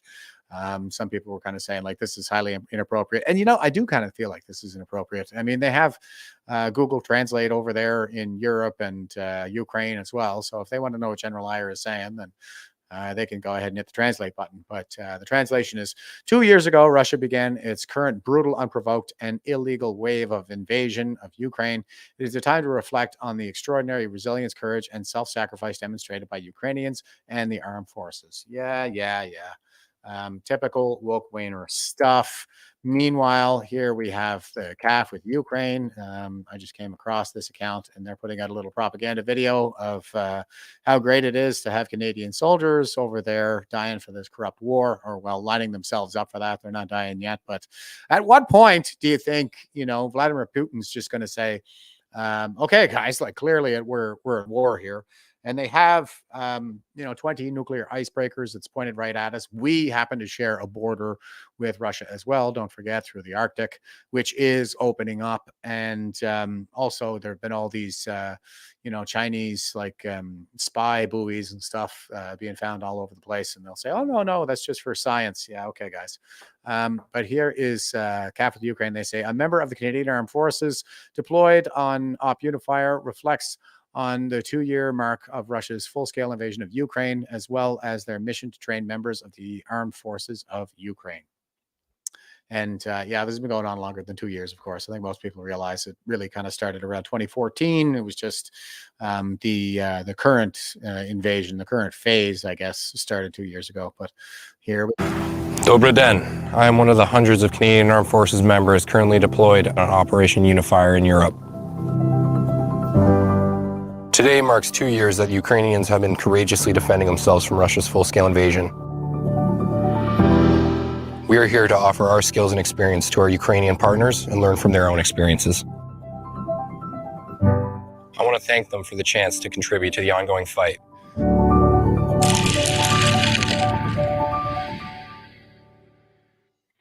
Okay, and then we got the Ukrainian flag complete with, that looks like the wolf hook. I don't know, but and the Canadian flag here. Okay, so militaries standing together like there's some kind of alliance here. They're not NATO yet. That would be, I think, disastrous. And yeah, it's just a money laundering operation to fill China's war chest and alienate Russia at the same time, drive them right into the arms of that Chinese dragon. Okay, and here is this is right from the Prime Minister's office, Justin Trudeau, and it says Canada announces additional support for Ukraine. Assistance captured in the agreement on security cooperation between Canada and Ukraine, financial aid and military support. Funding $3.02 billion for 2024. Not that we could use any of that help here in Canada. Well done. It says Canada will provide critical financial and military support to Ukraine in 2024, including new financial support for Ukraine to meet its balance of payments and budgetary needs to stabilize its economy. This also includes the first year of a new multi-year military assistance commitment that will enable enhanced contributions to the Ukraine Defense Contract Group, Armored Coalition, and Air Force Coalition, as well as military assistance previously committed to Ukraine that will be delivered in 2024. Yeah, we could probably use that for our military, given how determined we are to piss off Russia, and they're right on our border as well. But we're not going to see that. This is all about the West spending all its blood and treasure in Ukraine, while enriching those Chinese oligarchs that Hunter Biden was working for while he was over there. And, we won't be in a position to defend Taiwan when the Chinese Communist Party makes a move on it, probably later this year, I'm thinking, prior to the American election. Okay, and here we have Robert F. Kennedy, and he's providing some commentary on this situation. And this is Gilda tweeting this out. And they're saying, for those of you who turned a blind eye to Putin's interview, here is Robert Kennedy Jr., who is a patriotic American, a Democrat. Isn't he saying exactly the same story as Putin? Sometimes it's good to put personal likes and dislikes aside. And here, MSM will fall if we just push. Okay, so here's Robert F. Kennedy, and I think he's got some pretty valuable commentary on this. So here, I want to settle the war. Let's negotiate. And Zelensky had said we're not going to negotiate. But 92, the wall came down in the Soviet Union. Gorbachev said, I'm going to allow you to reunify Germany, but I want your commitment. After that, you will not move NATO 1 inch to the east. And we solemnly swore we wouldn't do it. Well, then in 97, we're going to move NATO 1,000 miles to the east and take 15 countries into it and surround the Soviet Union. We then overthrow the government. In 2014, their elected government and put in a Western sympathetic government. Russia then has to go into Crimea because they have a port at Vladivostok. It's their only warm water port. And they know the new government that we just installed is going to invite the U.S. Navy into their port. So then the Russians go in. They only send 40,000 people. It's a nation of 44 million people. They clearly do not intend to conquer Ukraine, but they want us back at the negotiating table. The Russians just want a guarantee that Ukraine won't join NATO. Zelensky signs the treaty. Putin's people sign the treaty. And Putin starts withdrawing the Russian troops in good faith. And what happens? Joe Biden sends Boris Johnson, the British Prime Minister, over to Ukraine in April and forces him to tear up the treaty. And since then, 450,000 kids have died who none of them should. Putin never. Yep, that's about the state of affairs over there. So just a failure in diplomacy across the board.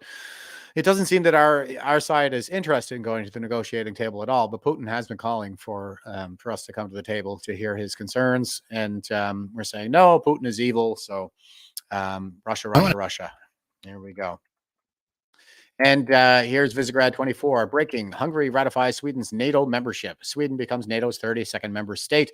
Congratulations to Sweden, and congratulations to NATO for getting these. Check this guy out. He's got that axe, and he certainly looks like some kind of a super soldier over there in Sweden. And this guy's just kind of looking at him like, yeah, okay, buddy. Right on. Here is Justin Trudeau. He says, all allies have now approved Sweden's membership in NATO. Canada strongly supports this good news. We're confident Sweden's membership will strengthen our collective defense and keep people around the world safe. Yay. And he's retweeting Jens Stoltenberg. He's the chair of NATO there. And he's talking about the Hungarian parliament's ratification. I think it was Hungary and Turkey who were holdouts there for quite a while. And this is Peter Sweden. He says, this is army.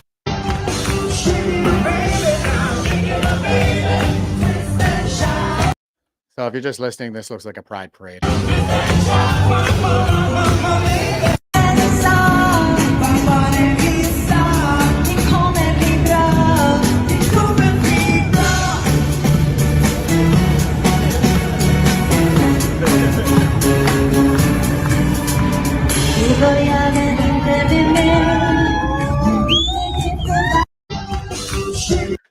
Yeah, that looks about right to me.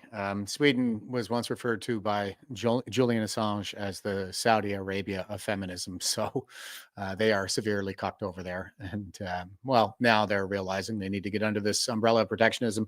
But, this was something that that Vladimir Putin discussed during the Tucker Carlson interview. I think he was like, yeah, they don't have to worry about us. If they don't attack us, we won't attack them. So and actually, here he is. This is Vladimir Putin here, and concerns. He says Putin on Sweden's NATO membership, and he's got some quotes there. I'll just let Putin say it himself. I'll give you the translation here, guys. Turn off the volume. Here we go. He says, in regard to Finland and Sweden, we don't have problems with Finland. Oh, what's going on with the sound here? Finland and with Finland and Sweden that unfortunately we have with Ukraine. We have no territorial disputes with them. There is nothing that might be of concern in terms of Finland and Sweden becoming NATO members.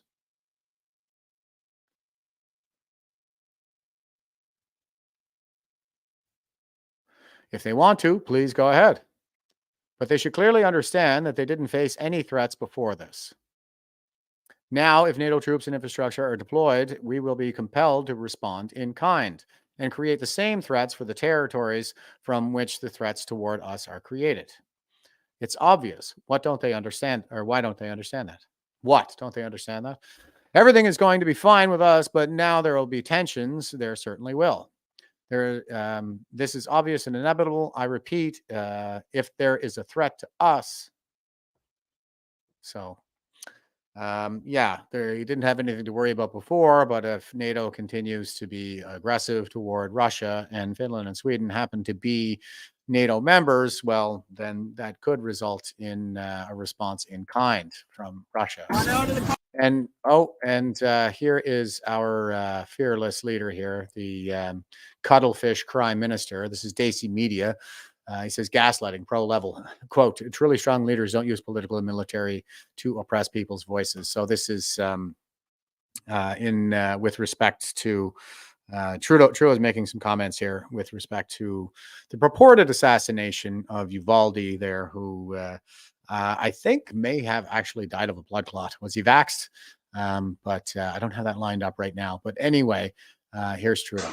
Putin pretends to be powerful, but truly strong leaders don't assassinate their opponents. Truly strong leaders don't use police and military to oppress people's voices. So what does this make? Sorry, guys. Trudeau warning. Truly strong leaders don't use police and military to oppress people's voices. Truly strong leaders don't use police and military to oppress people's voices. Truly strong leaders don't use police and military to oppress people's voices. Truly strong leaders don't use police and military to oppress people's voices. Truly strong leaders don't use police and military to oppress people's voices. Truly strong leaders don't use police and military to oppress people's voices. Truly strong leaders don't use police and military to oppress people's voices. Truly strong leaders don't use police and military to oppress people's voices. Truly strong leaders don't use police and military to oppress people's voices. Truly strong leaders don't use police and military to oppress people's voices. Truly strong leaders don't use police and military to oppress people's voices. And yes, ladies and gentlemen, that is friend of the program, Chris Stacey, who was sharing that out. Oh my God, just the projection. I think it's the total utter lack of self-awareness. It's galling, but we're used to it now. I guess we see it all the time because that is standard when it comes to our cuttlefish crime minister. Okay, here's True North, and they're saying op-ed. The world needs to stop telling Israel what to do. This is kind of something that the our current government has been into as well, is calling for the ceasefire and whatnot. They are moving into the south right now, but anyway, so things are kind of the rhetoric is really churning up here, but ultimately, I think we're looking at I maintain that we're looking at a counter-terrorist operation. They're in there to destroy Hamas while minimizing civilian casualties, and the data itself seems to indicate that they're quite successful in that, with only 1/6 of the civilian casualties of the average for the 21st century. But here's a quick update. This is an op-ed and from True North. It says, a day hasn't passed since the horrors of October 7th Hamas massacres of some 1,200 innocent Israelis, aided and abetted by hundreds of ordinary Gazans, without some politician or other calling for an immediate ceasefire followed by a two-state solution to this latest attempt to destroy the Jewish state of Israel. Israel pushed back stronger than ever in this foolishly naive and patently suicidal suggestion Sunday, when Prime Minister Benjamin Netanyahu announced that his government is proposing a declaration that, quote, outright rejects, close quote, any attempts by foreign powers to create a Palestinian state. Quote, in light of the talk recently heard in the international community about an attempt to unilaterally impose a Palestinian state on Israel, I am bringing today a declarative decision on this issue for the approval of the government. I am sure it will be widely accepted, close quote, Netanyahu told the cabinet in Hebrew. Cabinet unanimously approved the declaration. Quote, Israel outright rejects international dictates regarding the permanent settlement with the Palestinians, close quote, it said. Quote, such an arrangement would be reached only through direct negotiations between the parties without preconditions. Israel will continue to oppose the unilateral recognition of a Palestinian state. Such a recognition, followed by the massacre of October 7th, would reward the terrorism, a reward like no other, and will prevent any further peace settlement, close quote. The statement echoes what Netanyahu told U.S. Secretary of State Antony Blinken last week, namely that direct or even indirect recognition of a Palestinian state would, quote, be a prize for those who planned and orchestrated the October 7th massacre, close quote. And don't forget that UNRWA was involved in that as well. So UN employees actually participating in the massacre. That's what they're up against there. It's a functionally a terror state. You know, they enjoy anywhere between like 60 and 80% support from the population, and the population did participate in the massacre as well. And so it's a pretty intractable situation. But I think that Elon Musk had the right formula there, which is essentially the same formula that I've been talking about. It's to destroy Hamas, reform education, promote prosperity. It's the same model that worked in Japan, Germany, Italy, South Korea, and we seem to have gotten away from that, unfortunately. Back to the article. Biden and other U.S. officials and many world leaders have repeatedly said that Israel's war against Hamas should end with a two-state solution, implying by this call that they would quickly recognize a Palestinian state. Such a view is rife with historical amnesia, if not a cynical political posturing or even outright anti-Semitism.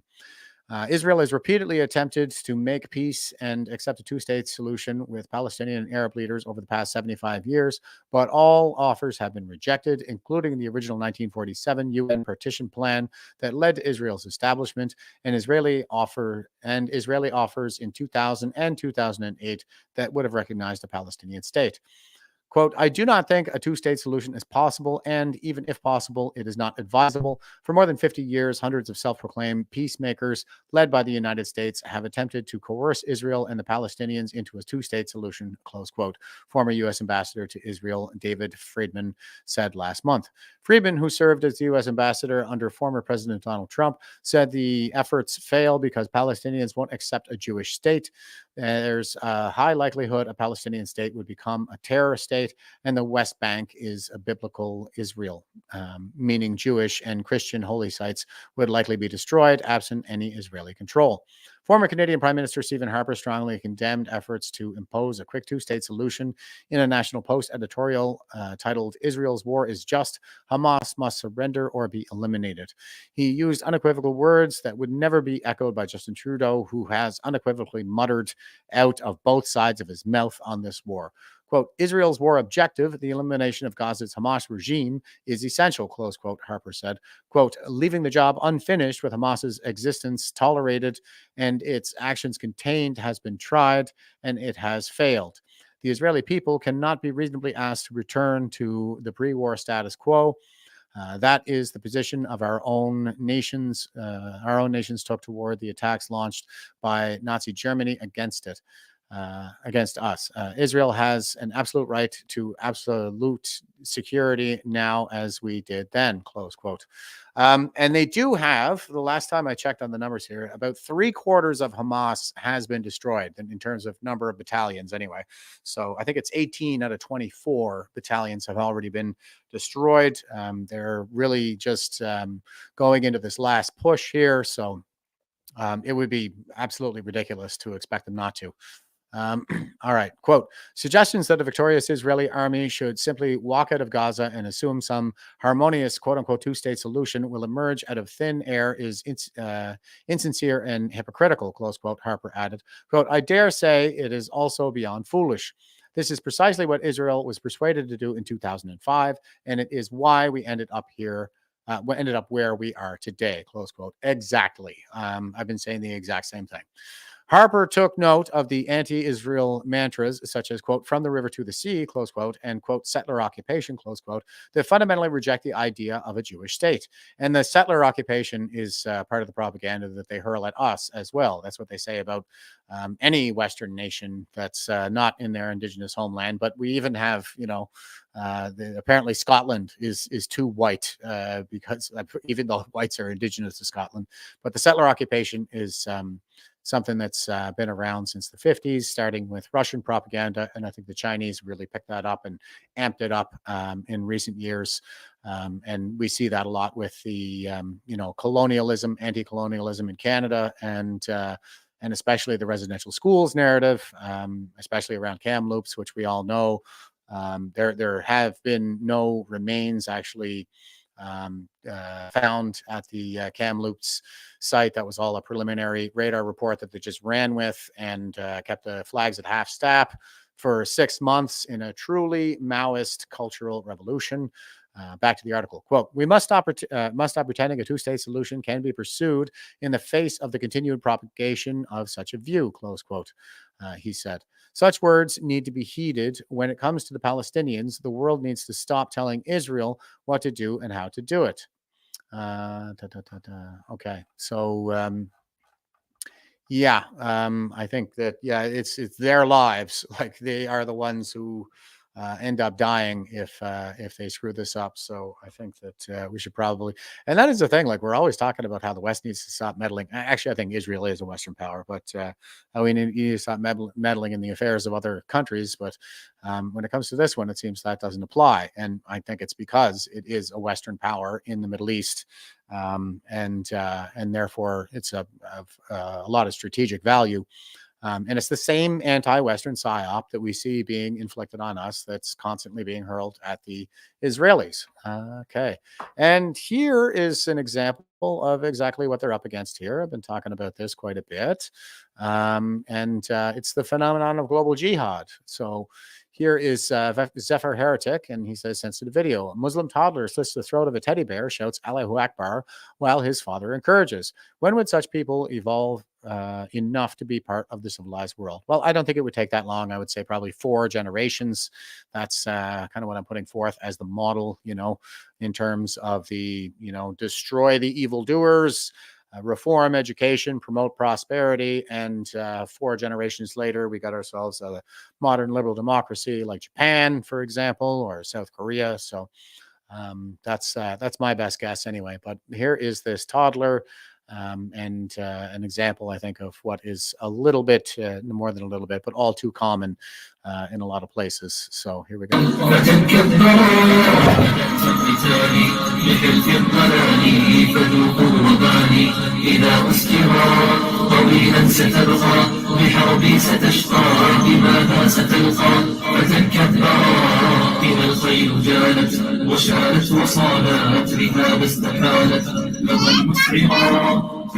تكبير تكبير.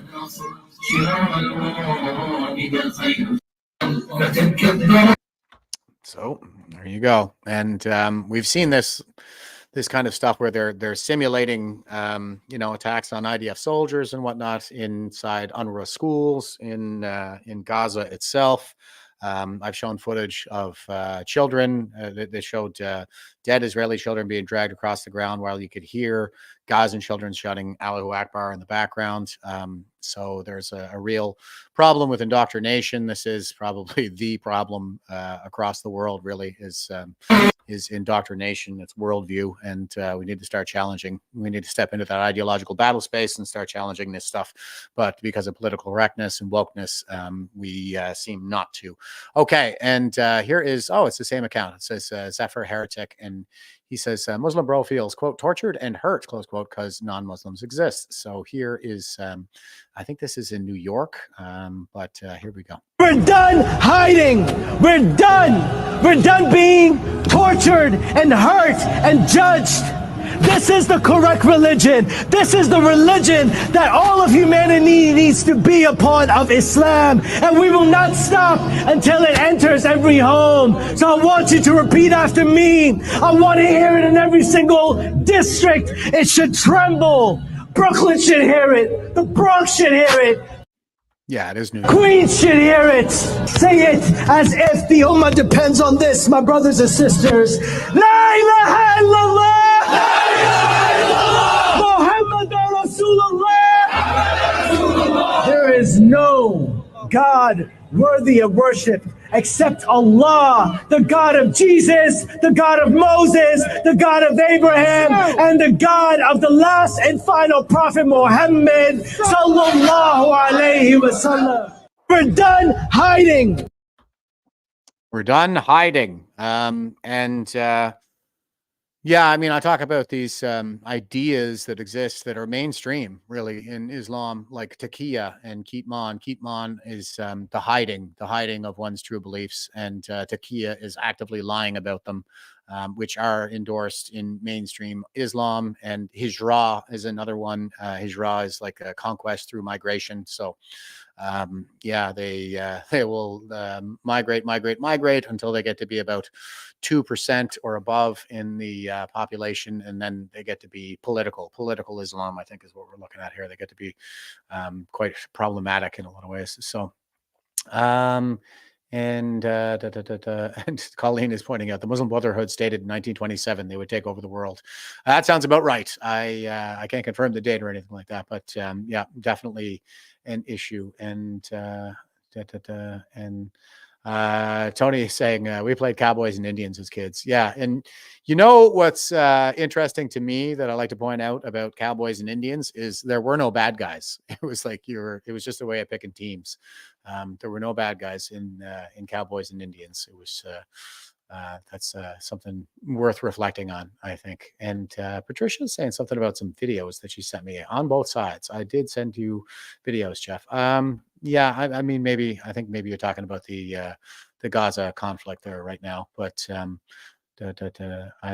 don't have those videos queued up, but I'm always open to looking at this stuff too.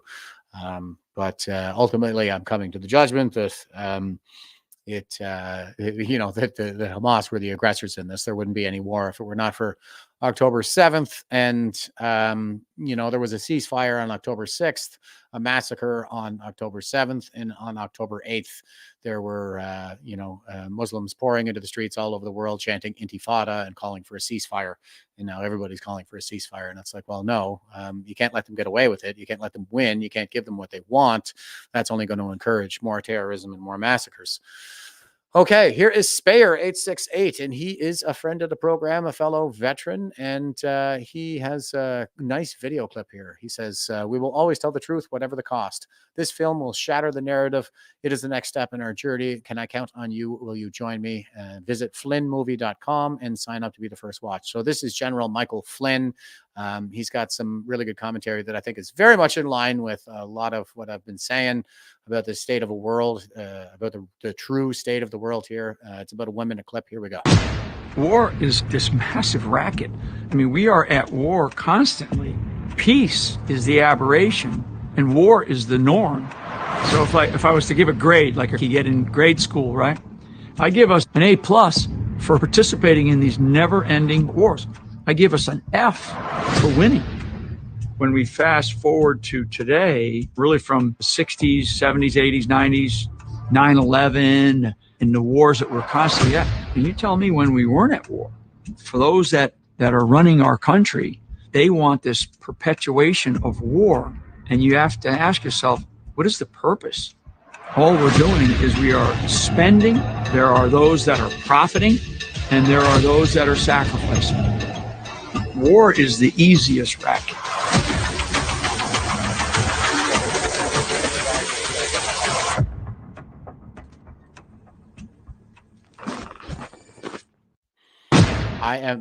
So I'm looking forward to seeing that. Michael Flynn was Trump's security advisor for about a minute before the deep state had him sidelined and persecuted, and even went after his son in court. Tried to prosecute him under the Logan Act for actually contacting his Russian counterpart while the Trump administration was in transition and prior to his inauguration, his official inauguration. And they were saying that was like collusion with Russians and stuff like that. But he was already in the position. He was contacting the Russian ambassador. So it was for the purposes of diplomacy, not subversion. But Michael Flynn, that is, I think I couldn't have said it better, right? Like, war is the default. The world is at war. It's always at war. And it becomes a question of whether we just let it burn or we actually do something about it. Now, what we've been doing wrong, though, is we've been going with all these half measures. And as Flynn points out here, it's very profitable to prolong these wars, but there's no need of it. And I think that Donald Trump demonstrated that very well. I mean, he even brought North Korea to heel with Twitter. We could be a hell of a lot better at this. It seems that there is a profit incentive to prolong these things and keep them going, when what we should be doing is applying overwhelming force. It's not the case that you're, and that was another thing that I saw with the Gazan conflict as well, was where a lot of people were coming out and talking about proportionality. Well, it's not supposed to be proportional. It's supposed to be overwhelming. You're supposed to close with and destroy the enemy. And that's just what we haven't been doing. We've been going with all these half measures all the time, even like in the Gulf War, where they had Iraq driven out of Kuwait, in pretty short order, but they didn't drive all the way to Baghdad and depose Saddam Hussein. I think he basically just lost the right to govern with the repeat aggression against his neighbors, fooling around with the non-proliferation treaties, attempting a genocide in the Kurds in the north, and general, like, brutal oppression of his own people. He should have been deposed. They should have gone all the way and turned Iraq into Japan. But instead, they didn't go into Iraq and imposed a no-fly zone, kind of prolonged the whole thing, and then had to go clean up that mess in 2003, and ended up, instead of, again, going with the overwhelming force, it was all about the rebuilding contracts, and it was just absolutely replete with nepotism and profiteering and this kind of thing. So It needs to change. It needs to be. You're not going to avoid war. If the United States stopped going to war, it's not like the world would stop. I mean, Slobodan Milosevic was a thing. Don't forget. So it really is a question of whether we do something about it. And when we make that decision, like we should make it. We should make the decision to go all the way. And not just halfway. But here is my buddy Glenn, and he's saying Alex Jones just played a Reese Report video where Greg Reese gave a shout out to V4F and their Give Send Go to help a vaccine injured Canadian woman. Hopefully, this large exposure will help raise funds for this severely injured woman. That would be fantastic, and it's great to see that getting international attention as it deserves. Okay, and here is our astute statesman, Trudeau warning, but this is pretty entertaining. Here he is. And because we know that Russia must win this war. That Ukraine must win this war against Russia. Thank you. Okay, thank you very much. And because we... Freudian slip? I don't know. What a freaking maroon. Okay, and I thought I'd end things on a bit of a positive note. I did go to CPAC over the weekend and late last week, so that's why I haven't been streaming for the last few episodes. But here is a picture of me and Christine Anderson. I got to hang out with Christine Anderson, and I like just a whole mess of really awesome people from all over the place. So it was pretty spectacular. And I got my Maple MAGA hat on. That was a good call on Drew's part there to get the Maple MAGA hats because everybody loved them. And it was a great conversation piece. So here's me and Christine. And my comment on this one was, please spare us your presence. She's spare her presence, and she's awesome. Okay. And I had a chance to go down to, this is about a 4-minute clip. I'll show a little bit of it. This is a tweet of mine. It says, I said, I went down to the penitentiary where the January 6ers are being held. These people have been demonstrating there every night. One of the mothers had her phone call with her detained son on the loudspeaker. God bless the USA.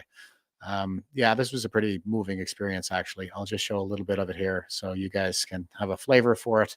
But here I am at the penitentiary where the January 6ers are being held. So I'm here in DC, but I've taken some sites while I'm here.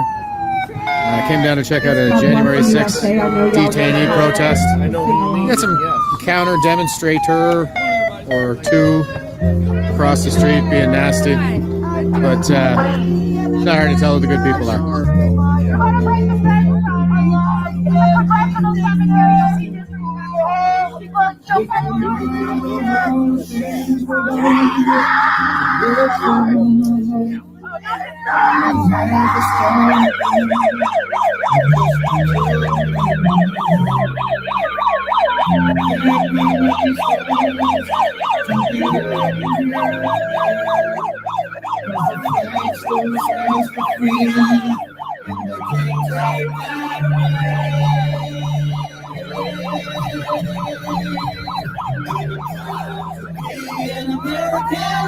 At least I know I'm free. And I won't forget the man who died, who gave that right to me. And I gladly stand up next to you and defend her still today. 'Cause there ain't no doubt I love this land. God bless the U.S.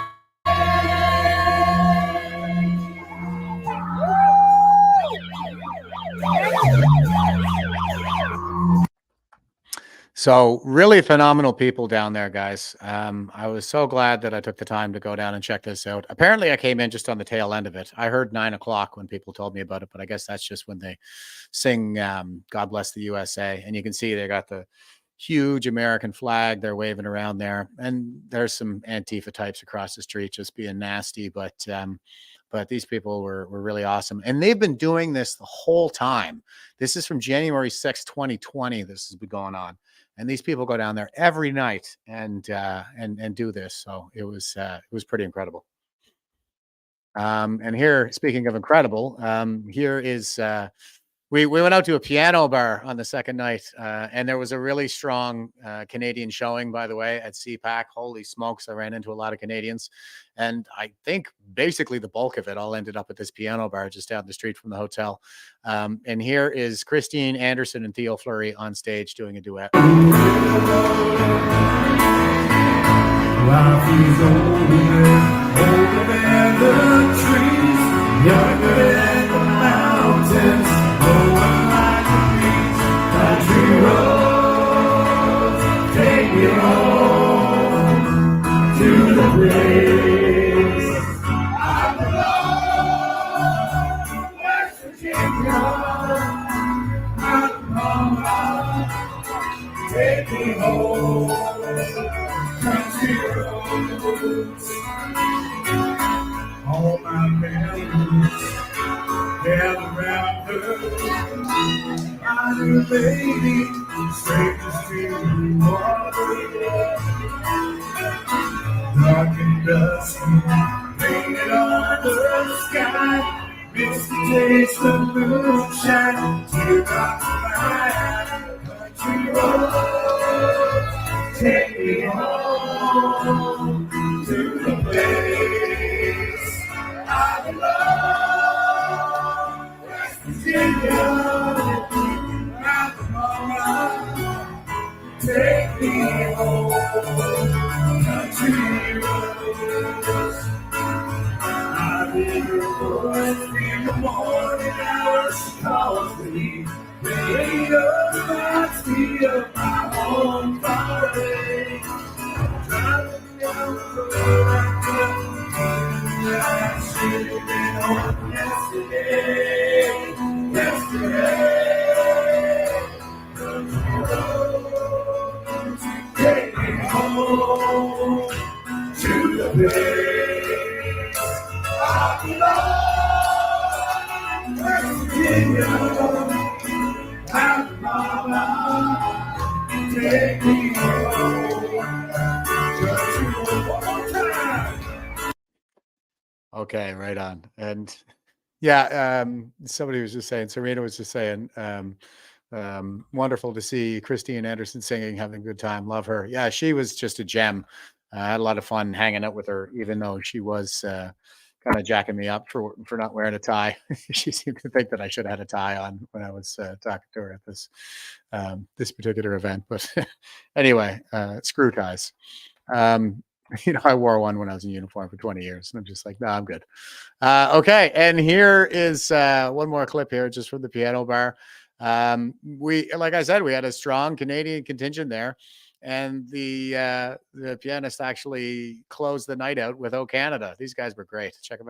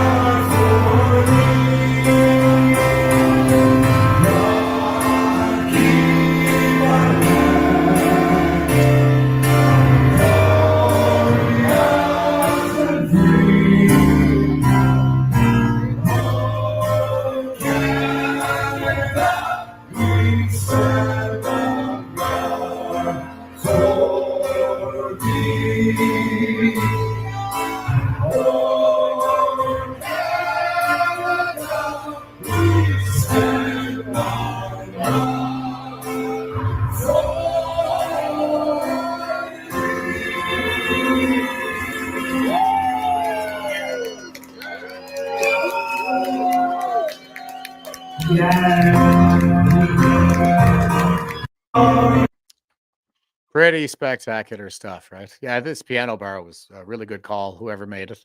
But they were playing everything. There was like Teenage Dirtbag when we walked in there, and just some really talented people on stage here. So, and a great bunch. Oh, speaking of a great bunch, check us out. Here we are at just waiting for Donald Trump to come in, the Maple MAGA crew. So there's Drew behind me. I should try not to stand so close to him because he's like 6'5", so I look like a midget. But there's myself and Drew. Blair Ector, he's Eddie Cornell over on the right there. He's Eddie's lawyer, so he's the guy who actually put together that charter application for judicial review that resulted in the Mosley decision declaring the invocation of the Emergencies Act ultra vires. So I had a great time hanging out with the guys and meeting Blair. He's an awesome guy, and also another Stoic. He's very much into philosophy. He has an undergrad in philosophy, and as I'm always saying, I am but an amateur student of philosophy, but this guy really knows his stuff. So had a great time hanging out with him and chatting, and he's going to be on the program here on Friday. So you're going to want to stay tuned for that. We're going to do a Philosophy Friday, and he's going to tell us a little bit about the Mosley decision and, what that was like. Making that case, and I guess maybe a little bit about the lawsuit too, but I'm not really sure where his guardrails are. So we'll wait and see what he's got to say on Friday. So stay tuned for that, guys. I'm really looking forward to it. So. And that brings us to the Veterans for Freedom website. To close everything out, you can subscribe to our newsletter by clicking subscribe here. Join Veterans for Freedom if you're a veteran by clicking join here, and support Veterans for Freedom by clicking support here. You'll have two options. One is to donate to us to help with our operational costs, like my StreamYard account and the website. And the other one is the support fund by clicking support. And we can see the last month's results here. Chris Lysak, not enough votes for Chris. Kayla Pollock ended up getting the most votes with 31. So Kayla is, the same woman who suffered vaccine injury that resulted in her becoming a quadriplegic. And so it looks like our funds are going to be going to her. And we're going to produce a full video coverage of her story. And also we're trying to help to get her a service dog too. So there's another Give, Send, Go that's set up to do that. Lisa Robinson, not enough for her, but you know what? Kayla Pollock, I think that's definitely a good choice. Good job, everyone. Good job. And Veterans Association Food Bank, we also had the opportunity for everybody to send 10% of their donations to them. So all kinds of great stuff. We do really great work with this, something we're really proud of around here. And you can sign up for a monthly subscription by clicking one of the buttons here with your credit card. If you don't want to use your credit card, please send your e-transfers to fund@veteransforfreedom.ca, preferably with your auto deposit enabled. But if you're not able to do that, then please use the password fund4freedom. That's all caps fund, 4 all caps freedom, and we'll make sure that gets off to a worthy cause. Okay, and that brings us all the way back around to our quote from Potter Stewart, who was the justice who had a lot to do with protecting free speech, with the exception of hardcore pornography down in the United States. And he says, censorship reflects a society's lack of confidence in itself. It is a hallmark of an authoritarian regime. And of course, we're seeing that out in full force in spades here in Canada with more legislation than I have ever seen, and an awful lot of it directed at online speech and curbing our freedom of expression. Okay, that's it from me today, guys. Glad to be back here today. I'll throw to a few comments before I sign off. RJ Sawyer over on Rumble has said, wow, Theo looking old and fat. Makes me sad. No, Theo I thought was pretty spry when I met him there. And, to be straight with you guys, I wouldn't know who Theo Fleury was if it were not for his involvement in the freedom movement. I'm not, I don't follow sports. I used to follow MMA, but even that's just gotten a little bit too pro wrestling for my taste. So I don't follow sports at all. But Theo was really great to talk to him. And I watched his speech at the International Crisis Summit, and he agreed to do an interview with me at some point in the near future here. So more on the way there, guys. He's got one hell of a story to tell, particularly as it pertains to the abuse he suffered as a child in minor hockey. So, and he knows a thing or two about trauma. So I'm looking forward to bringing that out to everybody, especially the veterans who are tuning in. And Kimster is saying, met Eddie and Tamara in concert. Great experience. Yeah, I bet. You know what? I haven't met Tamara before, so I would love to meet her at some point in the future. And Colleen says, I need a nap now. Okay, well, you go have yourself a nap. Lori says, thank you, Jeff, for the amazing show today. All right, my pleasure. Thanks for tuning in. Patricia says, best show this week. Have a beautiful day. Thanks, Jeff. Hearts Canada. Hearts freedom. Yeah, thanks for tuning in, Patricia. I appreciate it. And I'm glad you guys enjoy the show. And Cindy is saying, thanks, Jeff. Much love. glad you're back. And she's given us the victory for winning and victory. Everybody thinks it's peace sign. I'm always pointing out, like Richard Nixon used to do this, and he hated the hippies. So it's not peace, it's victory. It comes from the GI generation from World War II. Laurie says, have a good day, everyone. Remember, do not comply. Good advice. Cora says, thanks. Thanks again, Jeff. So nice to be back with the troops. Have a great day, everyone. Remember to mock them while we still can. Yes, that is how we're going to win this war. It's with memes and tyrants. They can't take mockery. And the tyrannical mind can't understand the ironic mind and sees it always as a threat. Evelyn says, great show and welcome back. Take care all. I wasn't even gone that long, guys, but I'm glad that you guys are grateful to have me back. And Serena says, glad you were back. Made my day. Love this chat. Yeah, we do have a great chat. It is more like a movement than a podcast following. And Laurie is saying, good to be back too. Nice to join everyone again. Thanks as always, Jeff. Peace out, Laurie. Thanks very much, Laurie. And take care, guys. All right, till next time, stay frosty and stay safe out there. Won't you help to sing these songs of freedom? It's all I ever have. Redemption songs.